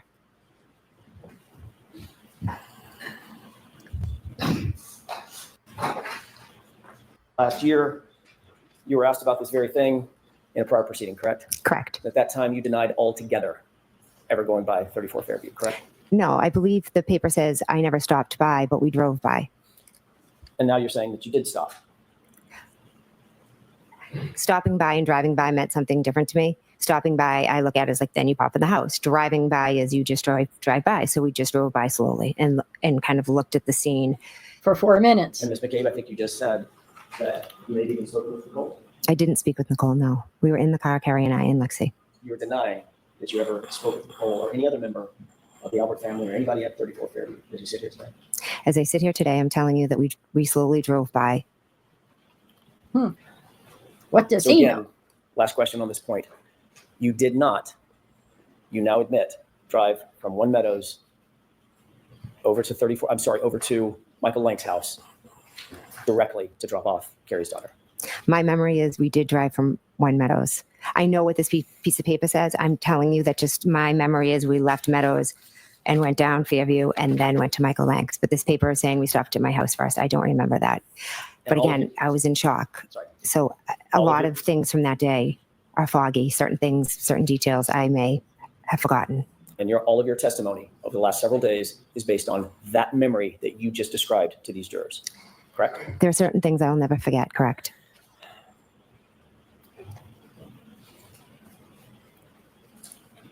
I'm going to ask you a couple of questions. You may, depending upon your answer, depending upon what you just answered, you may or may not remember. But let's see. Okay. Isn't it true that at 12:13 p.m. you left 12 Country Lane on January 30th, 2022? Yes, according to this, yes. Isn't it true that at 12:19 you arrived at One Meadows, the O'Keefe residence? According to this, yes. Are you asking her regarding? I'm this? asking her memory, not according to the document. Oh, my Your memory. I don't Remember. remember exact times. Thank you. Isn't it true, Ms. McCabe, that at 5:12 p.m. you left One Meadows, which is the O'Keefe residence, 5:12 in the evening? That I don't remember the times that I left. Isn't it true that at 5:21 you arrived back at your address on Country Lane? I do not remember that. Isn't it true that at 5:28, 7 minutes later, you actually left your address on Country Lane? Again, I don't remember going by my house. Isn't it true that at 5:36 you arrived at 34 Fairview and stayed for at least 4 minutes? I know we drove by. Isn't it true that at 5:40, just thereafter, you left 34 Fairview? I know we left and went to Mike Lang's. And isn't it true at 5:43, you arrived on that Oakdale Road address at Sergeant Lang's house? Not sure of the exact time, but yes, we did go to Sergeant Lang's house. And isn't it true that at 6:28, almost 45 minutes later, actually a little better than 45 minutes later, you left that address at Michael Lang's house and drove back to your house directly? After leaving Mike Lang's, I went home, correct? And you arrived at your house at 6:34, correct? According to the paper. What about according to your memory? I don't remember exact times. Mr. Jackson, is this a good place to take a break? is. Do you I'm have a about to shift while more? Okay. Yes. All right, jurors, we will take our morning recess. 15 Okay. Break this way, jurors. Break's over. Jurors, that break was longer than I told you it would be. We were waiting for some records to be printed, so it took a while, but we appreciate your patience.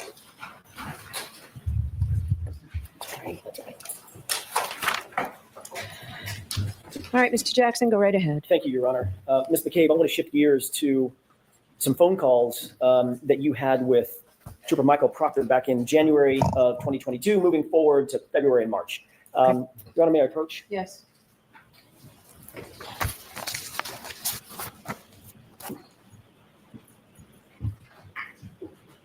She looks tired to me. Can you tell me, Ms. McCabe, if you recognize those documents that I just handed you? Yes, this first one looks like a Verizon record of my phone. Okay, and what about the second document? A phone bill. And yes, more records from my phone. Okay. I want to ask you a couple of questions. Before I do, I'd like to have both of those documents respectively marked just for identification. I don't anticipate entering. I wonder if this shows that she did talk to Coco when she was there. For identification.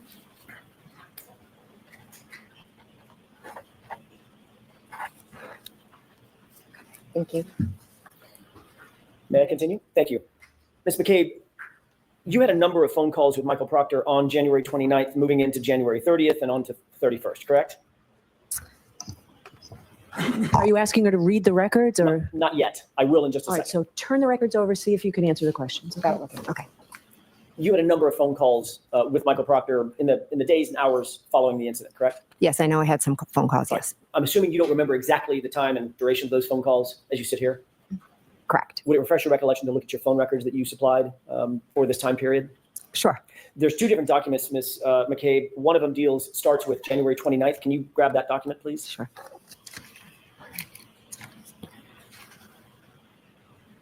Okay. You should see some highlights on that document.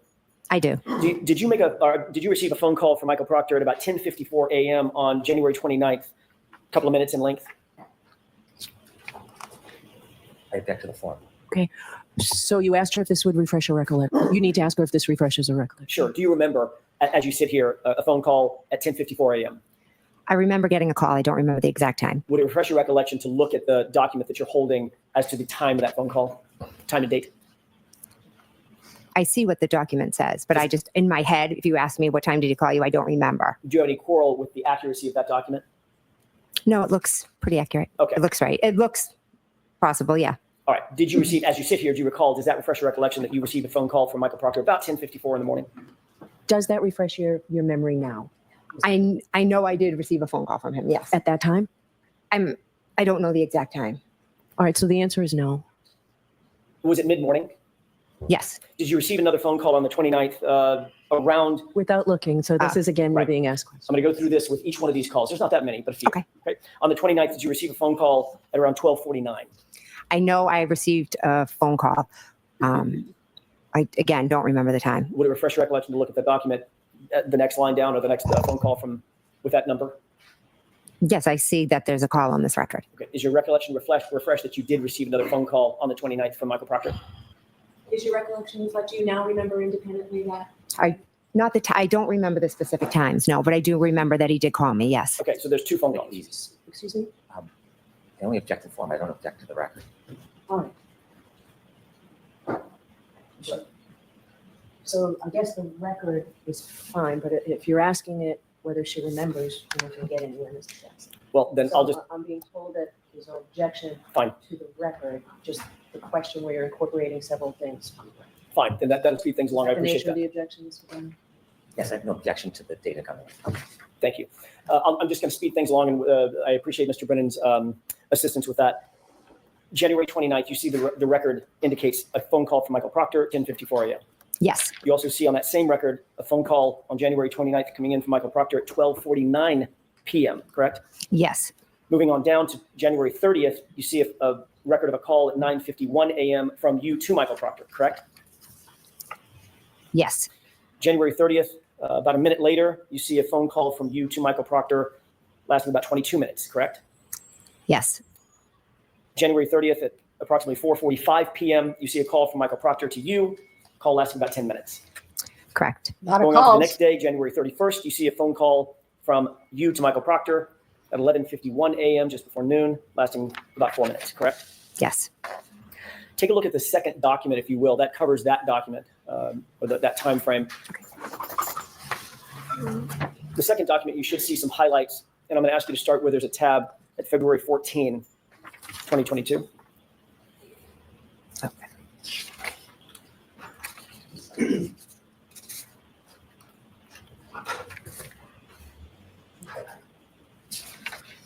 I don't, am I looking at the second one or May I approach you? Yes.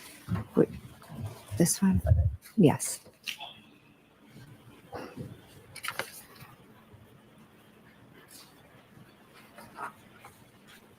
Let me see the other document. This one has the February 14th. There you go. Thank you, Mr. McCabe. Taking a look at that document. And by the way, for the record, which one is that, M or N? This is M. M as in Mary. Mary, yes. Thank you. Do you see a record of a phone call on February 14th at about 3:55 p.m., lasting about 17 minutes between you and Michael Proctor? Yes. February 17th at about 5:19 p.m., is there a record of a call between you and Michael Proctor at that time? Yes. February 28th at about 12:48 p.m., is there a record of a call between you and Michael Proctor? Yes. On the same date, February 28th, do you see a call at 4:34 p.m. with you and Michael Proctor? Yes. March 1st Excuse me. at 10:16 a.m., do you see a record of a call between you and Michael Proctor lasting 10 minutes? Yes. March 1st, you should see two calls, one at 4:51 p.m. and one at 5:06 p.m. Do you see those two calls between you and Michael Proctor? Yes. One was 1 minute and the other was 2.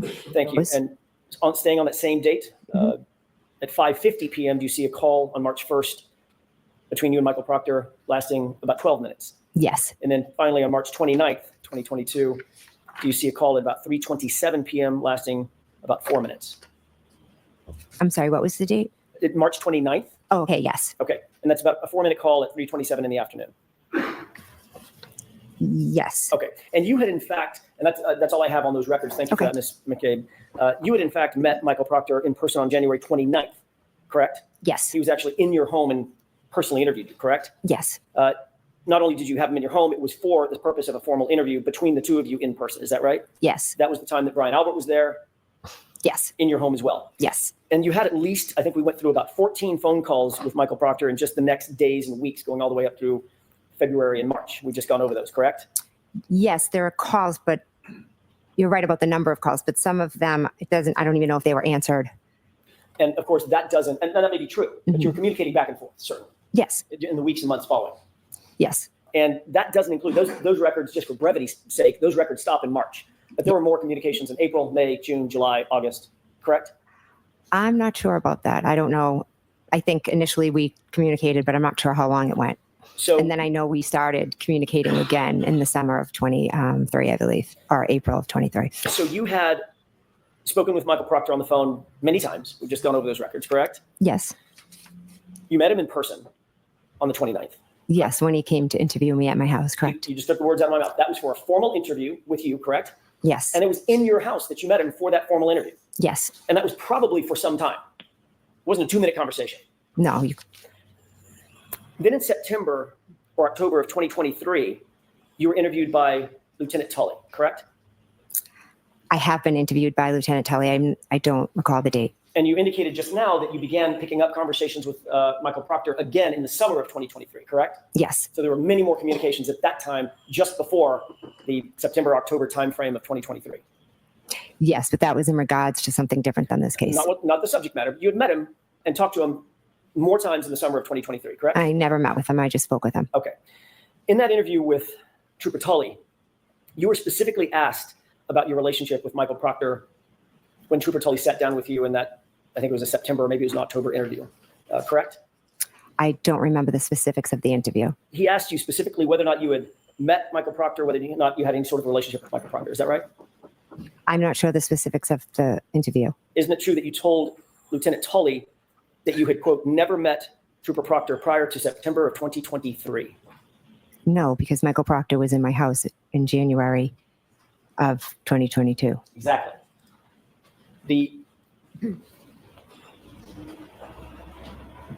The interview with Trooper Tully,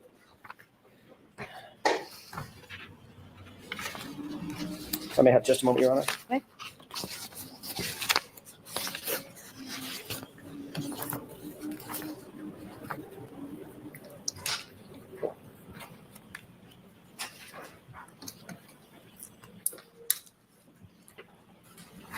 The interview with Trooper Tully in that fall of 2023, where did that take place? I don't recall. Do you recall telling Trooper Tully that you had never met Elizabeth Proctor or Michael Proctor prior to September 2023? No. Would it refresh your recollection if you saw a copy of Lieutenant Tully's report? I don't need to see the report because I know I told him that I met him on January 29th when he came to my house. So again, Trooper Tully wrote that you never met Trooper Proctor before September 2023. That would be an error by him, correct? You have to ask for an instruction. So again, that is sustained. Ladies and gentlemen, I instructed you on previous questions regarding the same type of thing, whether another witness is lying or not. Disregard the question and move on, Mr. Jackson. If you had told Trooper Tully, Lieutenant Tully, that you had never met Trooper Proctor before September of 2023, would that have been a truthful or an untruthful statement? I'd like to be seen. Okay, come to sidebar, please. You know, what is wrong with that? That it makes no sense to me why there's something wrong with that. Thank you. Do you want this one? Thanks.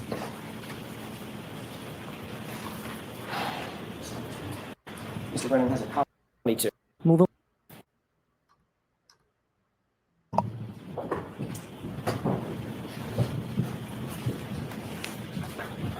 If she's Next lying, question. she's May lying. I? Did you tell Trooper Tully, quote, you had never met Elizabeth Proctor or Michael Proctor prior to September 2023, end quote? I had never met Elizabeth That's not my Proctor question. prior. Well, there was a, Did you tell Trooper Tully, Lieutenant Tully, that quote? if I can break that quote up because it's two thick parts. No, you can't. So My this has question been is my asked and answered. Move on, Mr. Jackson. Do you He deny, hasn't. as you sit here, telling Lieutenant Tully that quote that I just read? Do you deny it? Sustained. Move along. The question's been answered. No, it hasn't. It's clear as mud. Let's talk for a second about your phone calls to John O'Keefe on January 29th, 2022. I'd like to go through those calls with you briefly if I could. Your Honor, this has previously been marked Exhibit 26. Okay. Mr. Brennan has a copy, if I may. Yes. Thank you. Do you want this one? Not bad. Thanks. Oh, that was her sighing. I wasn't sure. You've indicated on direct examination and earlier on cross-examination that you had multiple phone calls to Mr. O'Keefe in the early morning hours of January 29th, 2022, correct? Correct. Those phone calls ranged from about 12:14 a.m. until about 12:50 a.m., correct? There was a call at 12:14 and then at 12:18. I'm sorry, I'm bracketing it. The Oh, calls I were between, apologize. that's okay, 12:14 all the way to about 12:50, correct? Are you saying 15? 50, Oh, 50. Oh, sorry. I apologize.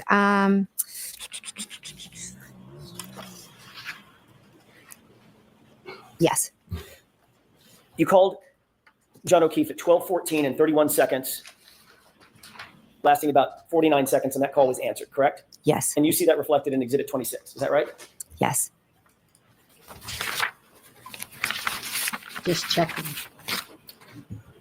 Going in reverse chronological order on this exhibit, you also see a call at 12:18 and 47 seconds, wherein John O'Keefe calls your phone lasting about 36 seconds. Is that right?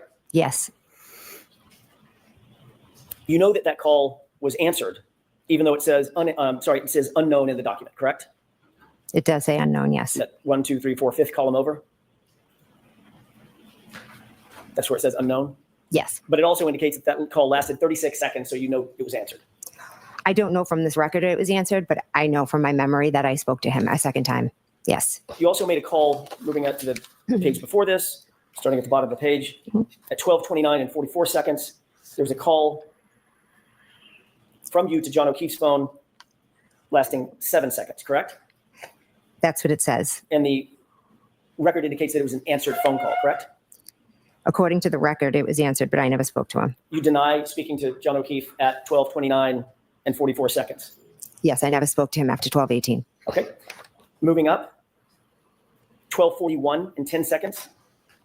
So There was a she's call from you to John O'Keefe's phone calling and texting. indicating that was missed. You see where it says missed? I do. 12:41 and 59 seconds. There was another call from your phone to John's phone, and that was also indicated as missed.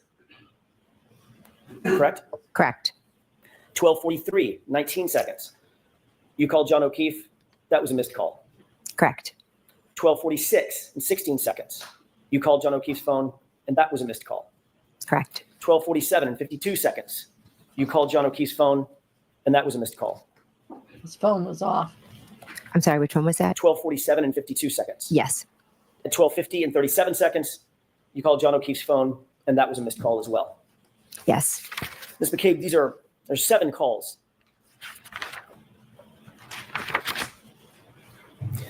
that you indicate you made to John O'Keefe's phone and that were missed. Is that right? According to this record, yes, they were And that, calls that missed. comports with your memory, correct? You indicated that you had called him multiple times that morning and there were missed calls, right? I called him, but I also think that some of the calls I might have done inadvertently. Well, we're going to get to that in a second. My question is, that comports with your memory that there were several calls, according to the records, there were several calls made to John O'Keefe's phone, including 2 calls that you say you spoke to him, 12:14 and 12:18. I spoke to him at 12:14 and 12:18, yes. But you indicate every single call after that was missed, and you deny making those calls. I'm not denying it, I just don't remember. You've previously given an explanation for what those calls were, these 7 calls that were missed between about 12:29 and about 12:50. That's 19 minutes. You'll agree, correct? Yes. If you divide 19 by 7, that's about every 2.5 minutes or 2.7 minutes, your phone is calling John O'Keefe's phone, correct? Correct. You previously explained what you attribute to those phone calls. Is that right? Yes. What's your explanation? I think I was going back and forth to the door. I was texting him. I think I put my phone in my pocket. I think I inadvertently maybe have called him. What did you call it at the last hearing? I believe I called it a butt dial. And it's not just one butt dial, correct? There could be multiple, yes. 7 butt dials in the course of 19 minutes, less than 20 minutes, correct? That evening, I wasn't paying attention to butt dials or calls. I was going back and forth, listening to music, being with family. So if I inadvertently called his phone, I did. Not inadvertently called him once, 7 times, correct? According to you. According to the record. And we only know about these calls because you're looking at an extraction of John O'Keefe's phone, correct?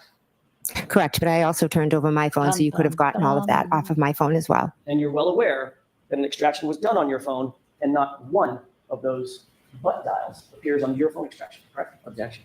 Are you aware of that? I am not aware of that. Next question. Weren't you confronted with that at the last hearing a year ago? Whether or not those phone calls actually exist on your phone logs? Objection. Do you remember that? I remember you asking previously, yes.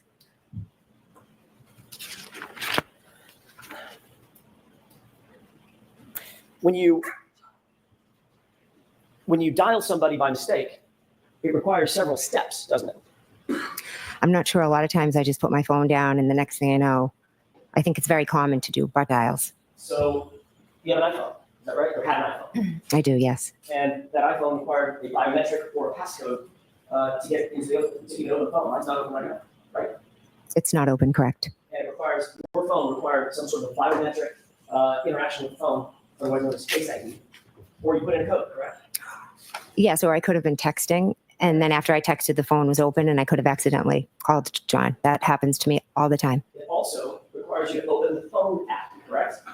For instance, if you're texting, you're in the text app. Is that right? Actually, I'm not, I'd have to sit and look at it Well, how often? Make phone calls. every day. Every day. Every day. Yeah. Hundreds of times a day, right? Not hundreds. Dozens of times a day. Yeah. You have to open the phone app to make a phone call. You can't call somebody from the texting app, right? Is that right?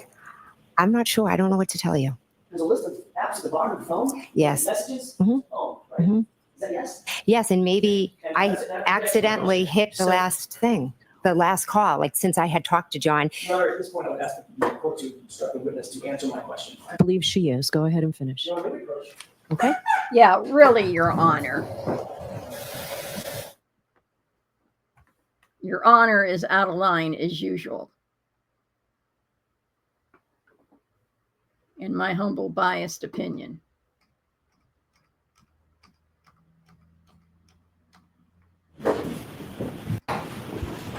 So let me, Ms. McCabe, answer only the question that's being asked of you, okay? Ms. McCabe, you're aware that when you're in the messaging app, you have to do something else volitionally to open the phone app, correct? Correct? You have to touch the phone, is that right? Yes. That would open a separate app, correct? Correct. Then, once that phone app is open, then you have to choose a person to call, correct? Yes. Sometimes the last dialed. Right. Yeah. If that happens to be the last dial, Mhm. scroll through, pick a person, make one tap, and that calls the person and initiates the call, correct? That is one way. Yes. But if you get out of the app, I'm sorry, if you close your phone, hit the lock button after a text message, none of that can happen without you having to open the phone and engage the phone additionally, correct? If you hit the button to lock it. Yes. Right. So you indicated that these are all missed calls. Is that right?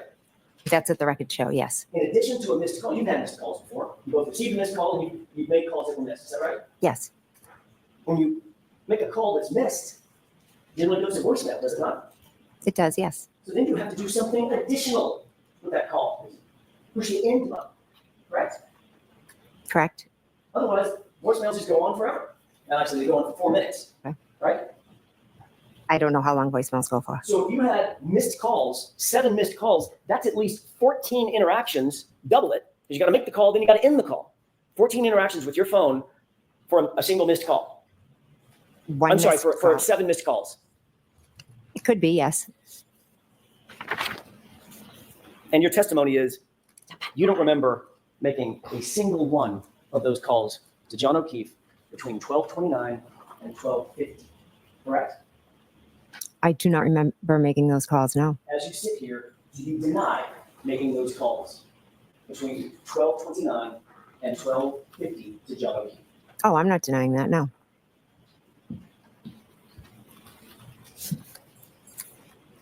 I'd like to ask you a few questions about January 29th, a little further on in the morning after you got home from 34 Fairview. Approximately what time did you get home? I'm not sure. Maybe around 11:30, 12. I'm not sure. 11:30 or 12? It could be 11. Are you talking about? I'm confused. Are you talking about? Let me rephrase the question. Okay. Sorry. On the night of the early morning hours of January 29th, 2022, when you left Fairview. Oh, I'm sorry. What Okay. time did you get home today? It was after 2, I believe. I'm not positive. You went upstairs, is that right? Yes. You began to engage with your phone at Yes. that time. What application did you open up on your phone once you got upstairs? It could have been Hockomock Sports. I'm sorry, I'm backing up foundationally. What application on the phone? Was it Safari? Oh, okay. Yes. I think. Yes. Do you use Safari as your browser? I'm not sure what I used. You opened up a search engine as well within that browser, did you not? I'm not. I just know I Googled Hockomock Sports, I believe. I'm not sure what app I opened or how I went about it. So Google is a search engine. You use Okay. Google. Possibly. I mean, that's just an expression, but I'm not. If you could show my record, I'm not sure what app I opened Well, or Ms. what. McCabe, you've seen this record many, many times about that search early in the morning Yeah, hours, really. correct? You know that it was a Google search. It was Google. Okay, it was a Google search. Okay, so it was a Google search using the Safari app. Okay. You indicated that you were Google searching Hockomock Sports and something about Ozone, Yes. Ozone Sports or It Ozone was Basketball. Yes. What time was it that you did that Google search? It was when I was home up in bed. I don't have an exact time. About 2:27 a.m., correct? I'd have to look at a record. I don't recall You off the top of certainly my recall head. that time frame, don't you? I know I was home and I Googled that, but I don't remember the exact time. Sure you do. Recognize 2:27 a.m. I do recognize it, but it's not from me remembering it from that night specifically. It's from me learning afterwards. And what you learned afterwards was there was a Google search at 2:27 a.m. Right? I mean, that's a layup, to use a basketball term, right? There's a record, I think, of one. Right. The record is of a Google search at 2:27 a.m. on your phone. Is that right? I'm not a phone expert, so I don't know. I can't read. You're well aware. You don't have to be a phone expert to know that there was a Google search on your phone recovered at 2:27 in the morning. You know that. You've been told that. You've seen it. You've been asked about it dozens of times, haven't you? I have been asked about it dozens of times, yes. So let's set the foundation. There was a Google search on your phone at 2:27 a.m., correct? Which Google search are you referring to? It doesn't matter, Ms. McCabe. Well, I know I did Ozone and I did Hockomock Sports. And I didn't ask And you those that. were the only two things that I Googled. I didn't ask you what you Googled. I haven't gotten there yet. We're going to get there. I've asked you, was there a Google search at 2:27 a.m. on your phone? If you want to show me a report, Sure. okay. You don't remember, as you said, you don't remember that. I don't. You have no record. You have nothing in your mind about Google search at 2:27 a.m. That's what you're testifying to in front of this jury right now. Are you asking me if I made a Google search at 2:27? Yes. I don't know what time I was searching for Hockomock Sports and Ozone. I have no idea what time that was. You're well aware that your records have been pulled, correct? Yes, they have. You've been confronted with those records many times, haven't you? Been I've asked about been asked by you, yes. it. And by others, right? Yes, I mean, the police have asked you about it. You've been interviewed about it. I've been asked by you. And Mr. Lally, Yeah, Mr. Lally asked about it, yes. and every time you're asked, it's about a Google search at 2:27 a.m. That's all I'm asking. It is, but it's not one that I remember doing or making or did. It's not one I did. It's just one that is in a record that was misread. Are you denying that you made a Google search at 2:27 a.m.? If you could show me this Google search, I'd appreciate it. I have a moment. Yes. See her dancing? She's dancing. Can we take a brief recess, about 5 minutes? I'll see Hazel outside. I will. If Ms. Little wants to keep looking on.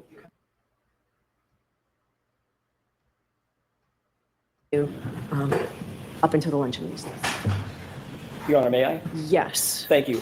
Ms. McCabe, I don't have a paper copy, but I'm going to ask you to take a look at something that we display on the screen and ask you a couple of questions about that. Can you zoom in?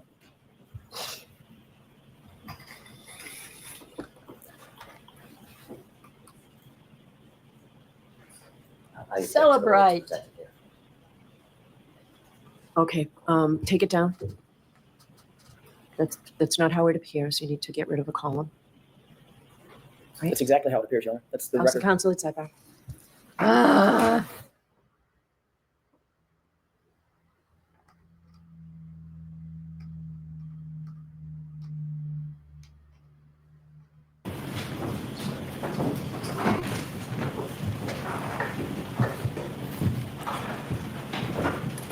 Go ahead. Thank you. Found the paper. Okay. Thank you for your patience, Your Honor, and Ms. McCabe, may I approach? Yes. Thank you.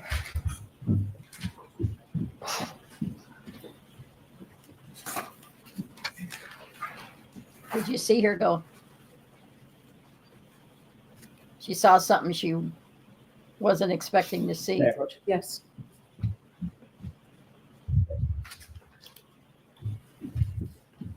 You indicated you wanted to see a record, Ms. McCabe. Did you see a record that indicated a Google search? Not what the contents of the Google search is, but there was a Google search. I just saw a Celebrate record, yes. And did you see the time of the Google search?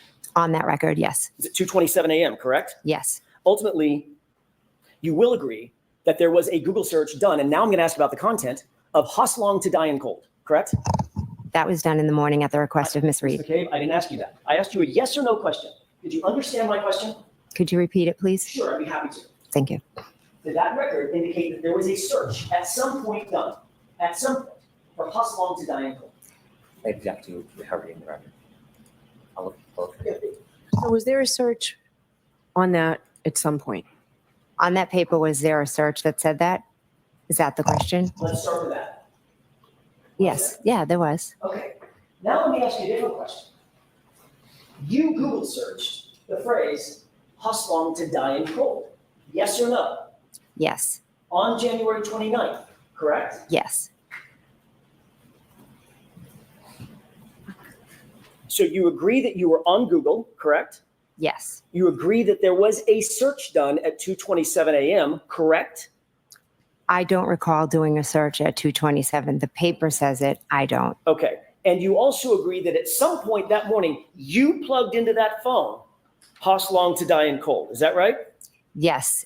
After we found John O'Keefe. Now, you claim that that was at 6:23 and at 6:24 in the morning, two iterations of "How long to die in the cold." "Hustlong to die in cold," "How long TI die in CIKD," correct? I'm not claiming it. It's the truth. It's what happened. You're testifying to that. Yes, I am. You also testified that at the time you Google searched those phrases, it was Karen Reed screaming and yelling at you, shaking you to Google hypothermia, correct? She was pulling on my sleeve. Yes. Yes or no? Yes. Okay. You have discussed this Google search and the issue of the hypothermia with Carrie Roberts, correct? I told her in the days following. You discussed it? Yes. You discussed it in the days following January 29th, correct? Yes. You discussed it before her testimony at the grand jury, correct? We discussed it after. We don't talk about what we're going to say before testifying or anything like in that. the 3 months between this incident and the testimony by both you and Ms. Roberts, you two did not discuss this hypothermia issue? It wasn't an issue. It was just something she said, but we don't discuss it every day. There's no need to. I didn't ask you if you discussed it every day. I asked you if you ever discussed it. Originally, yes, we did discuss it in the first days following all of And this. that would have been before either one of you testified at the grand jury, correct? Yes. And we know that you were with her during her, just before her testimony at the grand jury. Is that right? Yes. And you're certainly aware that at the grand jury, that in prior testimony, Carrie Roberts corroborated your statement that Karen Reed demanded to Google hypothermia. Ask it differently, Mr. Jackson. Are you aware that Carrie Roberts, well, let me ask it a different way. Have you and Carrie Roberts ever discussed the fact that she corroborated your statement that Karen Reed demanded that you Google hypothermia? No. She never told you that. No. Did you ever ask her that? No. Did you discuss your statement that Karen Reed was the one that demanded that search?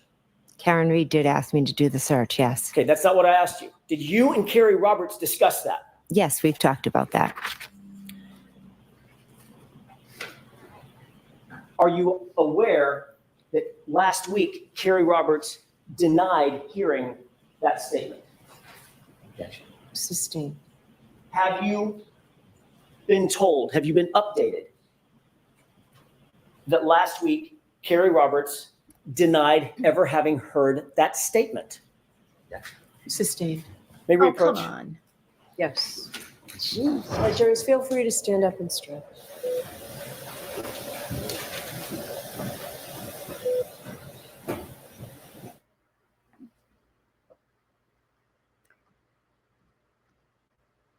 It's fairly quick. I thought.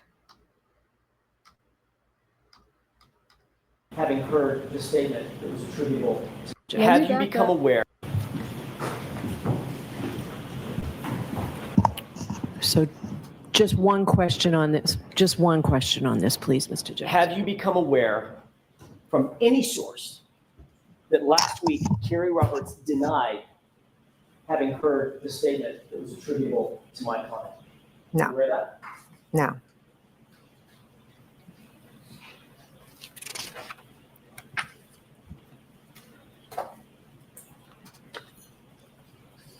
You've reviewed the video from the dash cam out at the scene, correct? I've seen it. Yes. You're aware that there is no video showing my client demanding a Google search anywhere in this case, correct? I'm not sure what what cameras were where. You're aware that there's no audio of my client demanding a Google search, correct? Correct. You're unaware of any witness who can corroborate your statement that my client demanded a Google search. Any witness at all. It was just the two of us. She had sent Carrie off. Oh, So of course, Carrie Roberts is not such corroborating witness. Is that right? At least you understand that. Can you rephrase the question, please? Carrie Roberts is not a corroborating witness for you. You understand that? You just said that. Yes, Carrie, I don't believe heard it. She So was it's- sent off. So it's your word and your word only, Ms. McCabe, that my client demanded a Google search. Is that right? Yes. Yes. Ms. McCabe, you were with Carrie Roberts just before her grand jury testimony. Is that right? Yes. You had been with her to create a timeline of a version of events that occurred, correct? I wouldn't say a version of events. We each put down what we remembered. She saw what you put down, you saw what she put down, Yes. and you compared and contrasted those with each other to create that timeline, correct? No, we didn't compare and contrast. I said she called me. She said this. Then Carrie and someone was writing it down for us. That would be your sister. Who? It was my sister. Yes. Which sister? My sister, Denise What's your last name? Galvin. She here? She is here. Yes. Where is she? She's sitting over there. Can you point to her and describe what she's wearing? Sure. She's over there in the back with the striped shirt on. why is he pointing her out? Jackson doesn't do stuff with no purpose. Are they going to call her? Between the gentleman in the purple and the gentleman in the black? Yes. So she witnessed this timeline being prepared, correct? She wrote the timeline. Yes. And then you've spoken to Ms. Roberts several times about this case Yes. and about your perceptions of this case, correct? We talk about what happened and the aftermath of this case. We don't talk about the specific details as much as we talk about the aftermath of everything. Ms. McCabe, the fact is you instructed Carrie Roberts to say that she heard that Google hypothermia statement from my client before she testified at the grand jury, didn't you? No, absolutely not. I never instructed her to do anything. You wanted some witness to back up your story about this Google search, correct? No, absolutely not. I Ms. don't need. McCabe, It was said. Karen said it. It's that simple. so you're the only person saying that, though. Yes, and I stand by that 110%. And the reason that you wanted another witness to back up that statement is because you knew that that Google search for Hosselong to die in cold points a very uncomfortable finger right toward you, correct? I never did that search at 227. I never needed to instruct somebody. No, I'm sorry. There's that apology again. Has someone told you that you need to apologize when there's an uncomfortable question that you don't want to answer? No. Have you discussed this with anybody? No, and that's not an uncomfortable question. I'm fine to answer it. How many times did you say, I apologize yesterday in cross-examination? I didn't count. Probably more than 15, right? I have no idea. I'm just trying to answer the questions and be truthful as I can. And you're aware that the Celebrite extraction that was done on your phone determined that of the three searches, 2:27 a.m., 6:23 a.m., 6:24 a.m., only one of them was recorded as deleted, correct? Gotcha. Sustained.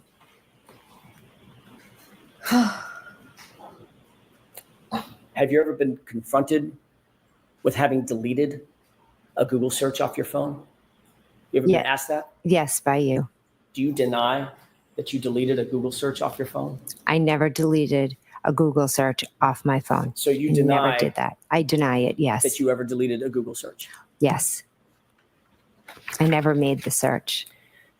I'd like to move back to the time of about 6:03 in the morning, Ms. McCabe, when you, along with Carrie Roberts and Ms. Reed, approached 34 Fairview.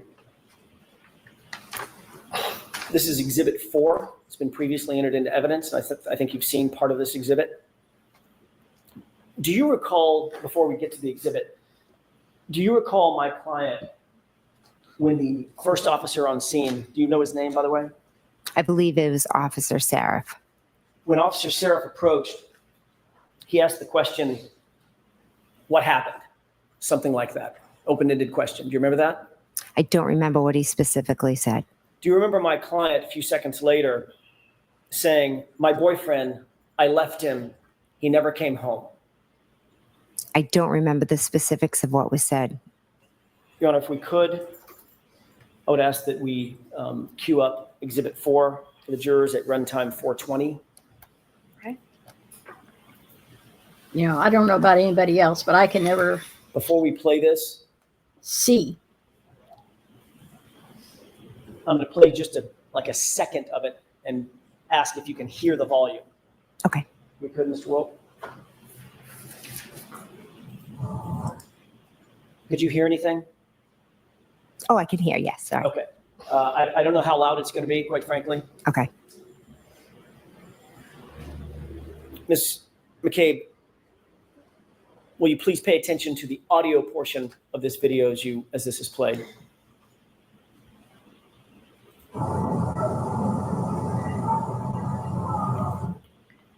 Could you hear that? I heard something. Could you hear my client? Did it sound like Ms. Reed? It sounded like a female. Did it sound like Ms. Reed, the female? I'm not sure. Could I listen to it again? With the court permission, one more time. One more time. I can't make it any louder.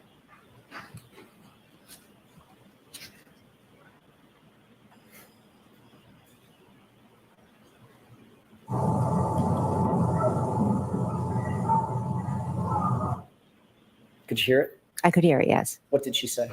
I have no idea. Did she say, my boyfriend, I left him and he never came home? I could not make that out. You testified on direct examination that you were basically a passenger along in this ride on the early morning hours of January 29th, 2022, that you were not the person in charge, correct? I was in the passenger seat and Miss Roberts was driving. This is a bad question on my part. Let me see if I can reframe that. You testified that it was Carrie Roberts who was basically the take charge person in the scenario between and among the three of you, Ms. Reed and Ms. Roberts. Yes. Yes. Not you, correct? No. You were just sort of along for the ride, assisting how you could, correct? I was trying to help Miss Reed and find John O'Keefe. If we could play a clip starting at, and I'm going to ask you, Ms. McCabe, to take a look at several clips. The first one starting at 6:21 runtime to 7:41. It's just over a minute. With the court's permission? Yes.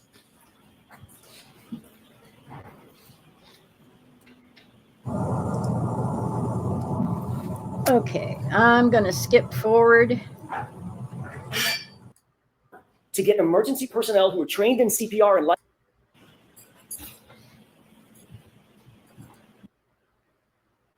And what they showed there was that Jen did a lot of talking. She was the primary one talking to all the police officers. So she was controlling a lot of what was going on, and she was making sure everybody heard her version of everything, is basically what he said.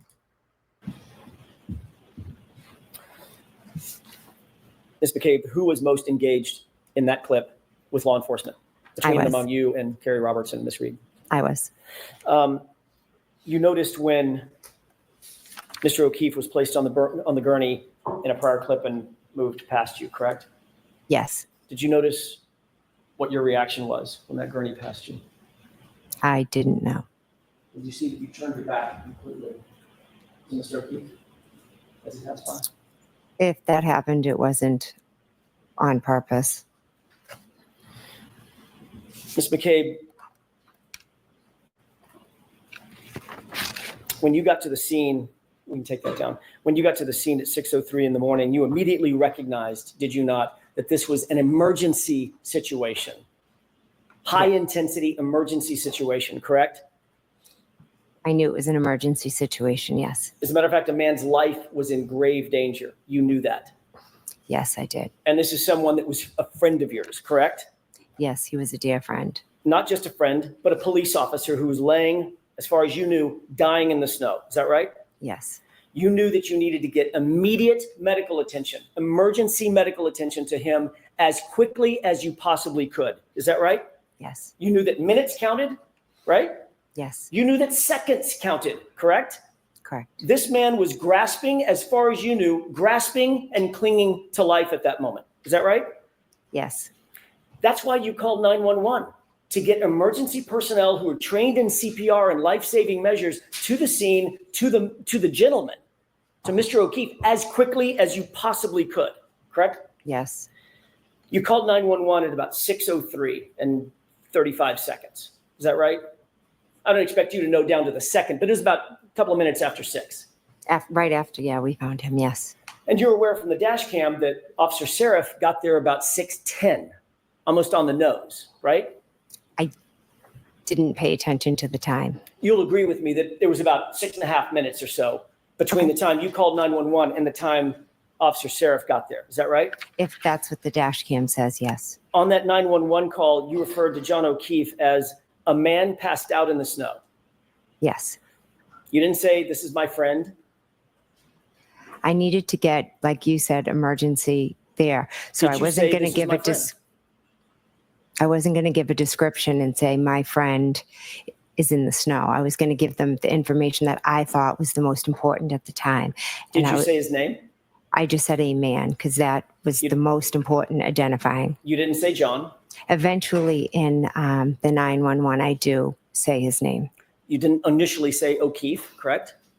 No, none of that matters. It was a man in the snow and And I you didn't wanted help say- there. And you didn't say he's a Boston police officer or an off-duty police officer. Again, a man needed help. Yes or no? Did you No. say that? I didn't. Do you think that might, yes or no? Do you think that might have sped things up if they knew, if the 911 operator knew that this was a fallen officer, a fellow officer? I think 911 comes to everyone equally. I don't think they would have. Do you think that might have been something important to relay to the 911 officials? I don't know. You were even asked by the 911 operator, does anybody know CPR? And your answer was no, correct? I'd have to listen to it to remember my exact answers. But it was basically in the negative. No, we're not professionals. We're just out here doing the best we can, correct? I wouldn't say that, no. You didn't believe Karen Reed knew CPR? I didn't know. I don't think I answered that question. I don't think it You was didn't- asked. You didn't know if Carrie Roberts knew CPR, correct? I didn't know if they knew CPR, correct? And none of you were paramedics? No, None of you were first responders? no, None of you are trained in emergency life-saving techniques in any way, correct? correct. I have a question, Ms. McCabe. Mhm. On all of Fairview, the entire road between Chapman and Cedar Crest, can you think of any person on that road who might have had life-saving techniques trained into them? At least First responder, 2 people. someone who knew how to deal with someone in distress, someone with high skill level training. Do you think of anyone on Fairview who had that kind of training?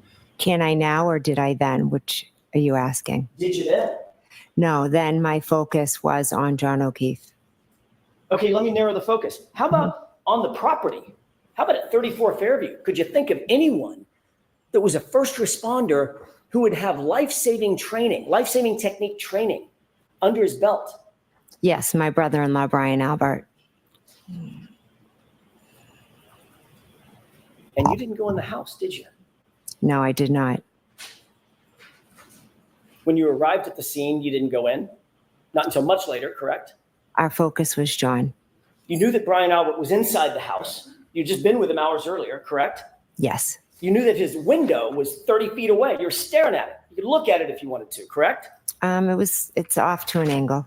And you didn't go in the house then either. I did not know. You knew that John O'Keefe was clinging to life during those precious minutes and seconds. Is that right? I did, yes. And you also knew that Brian Albert, your brother-in-law, was a first responder trained to deal with people in that kind of distress, correct? In that moment, my only thoughts were John and everything we could do for John. Which would And you knew be that there were called warm for blankets Brian. inside the house. Is that right? Distress. Sorry. Correct?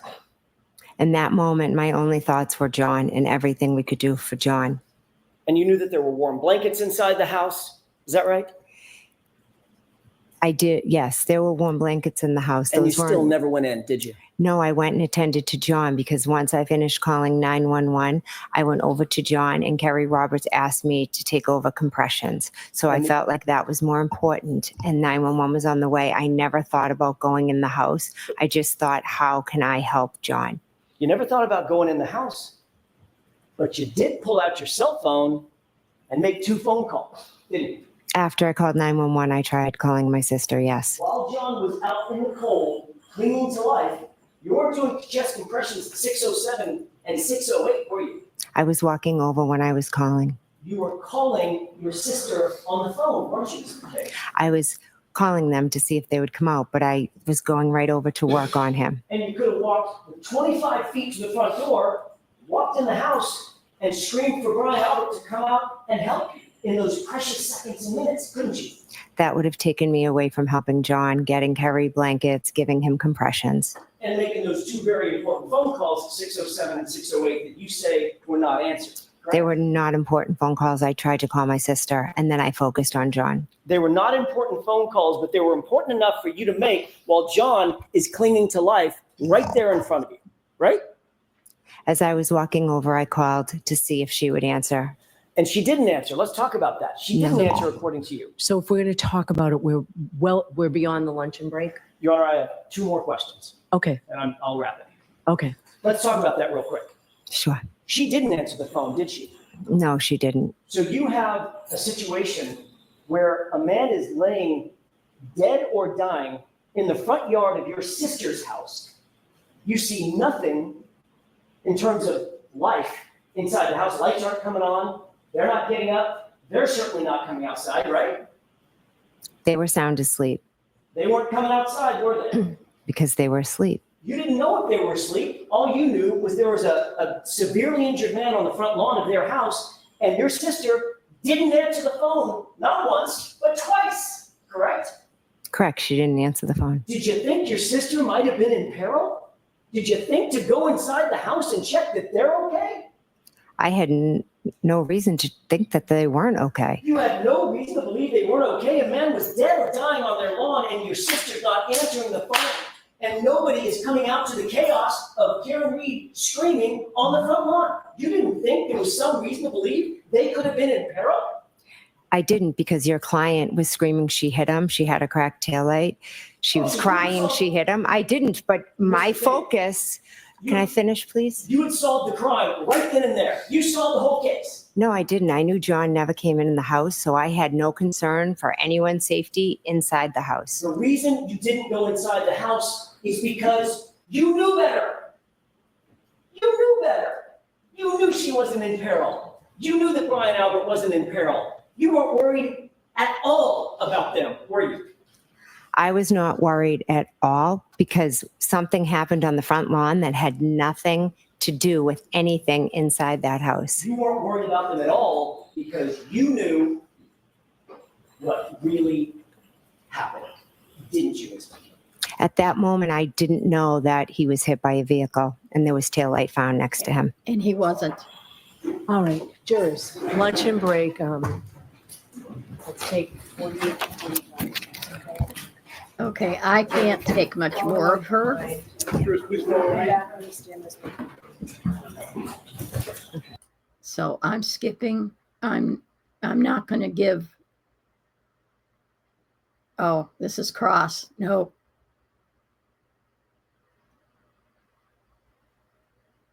I mean, wait. Redirect. I am not going to listen to Brennan. And his- Left the O'Keefe home I'm not going to listen to him. So we're going to end it there. After here,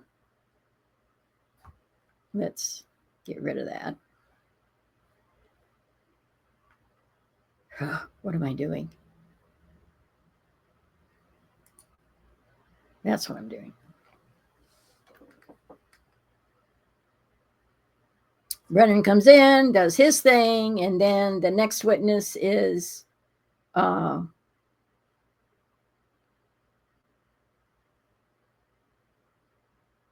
don't think it's a lab tech, but they're talking about the how they test for blood alcohol. And that's going to continue Monday, so we'll just pick it up Monday because I'm tired. My doggy's tired. If you're interested, there's lots of places you can fill in the gap. So I'm going to leave it there for now.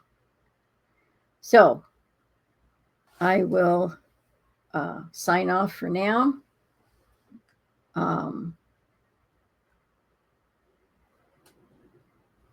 And I will be back sometime tomorrow. And we'll keep going with the It Show, because that's basically what it is. So until the next time we get together, you take care and God bless.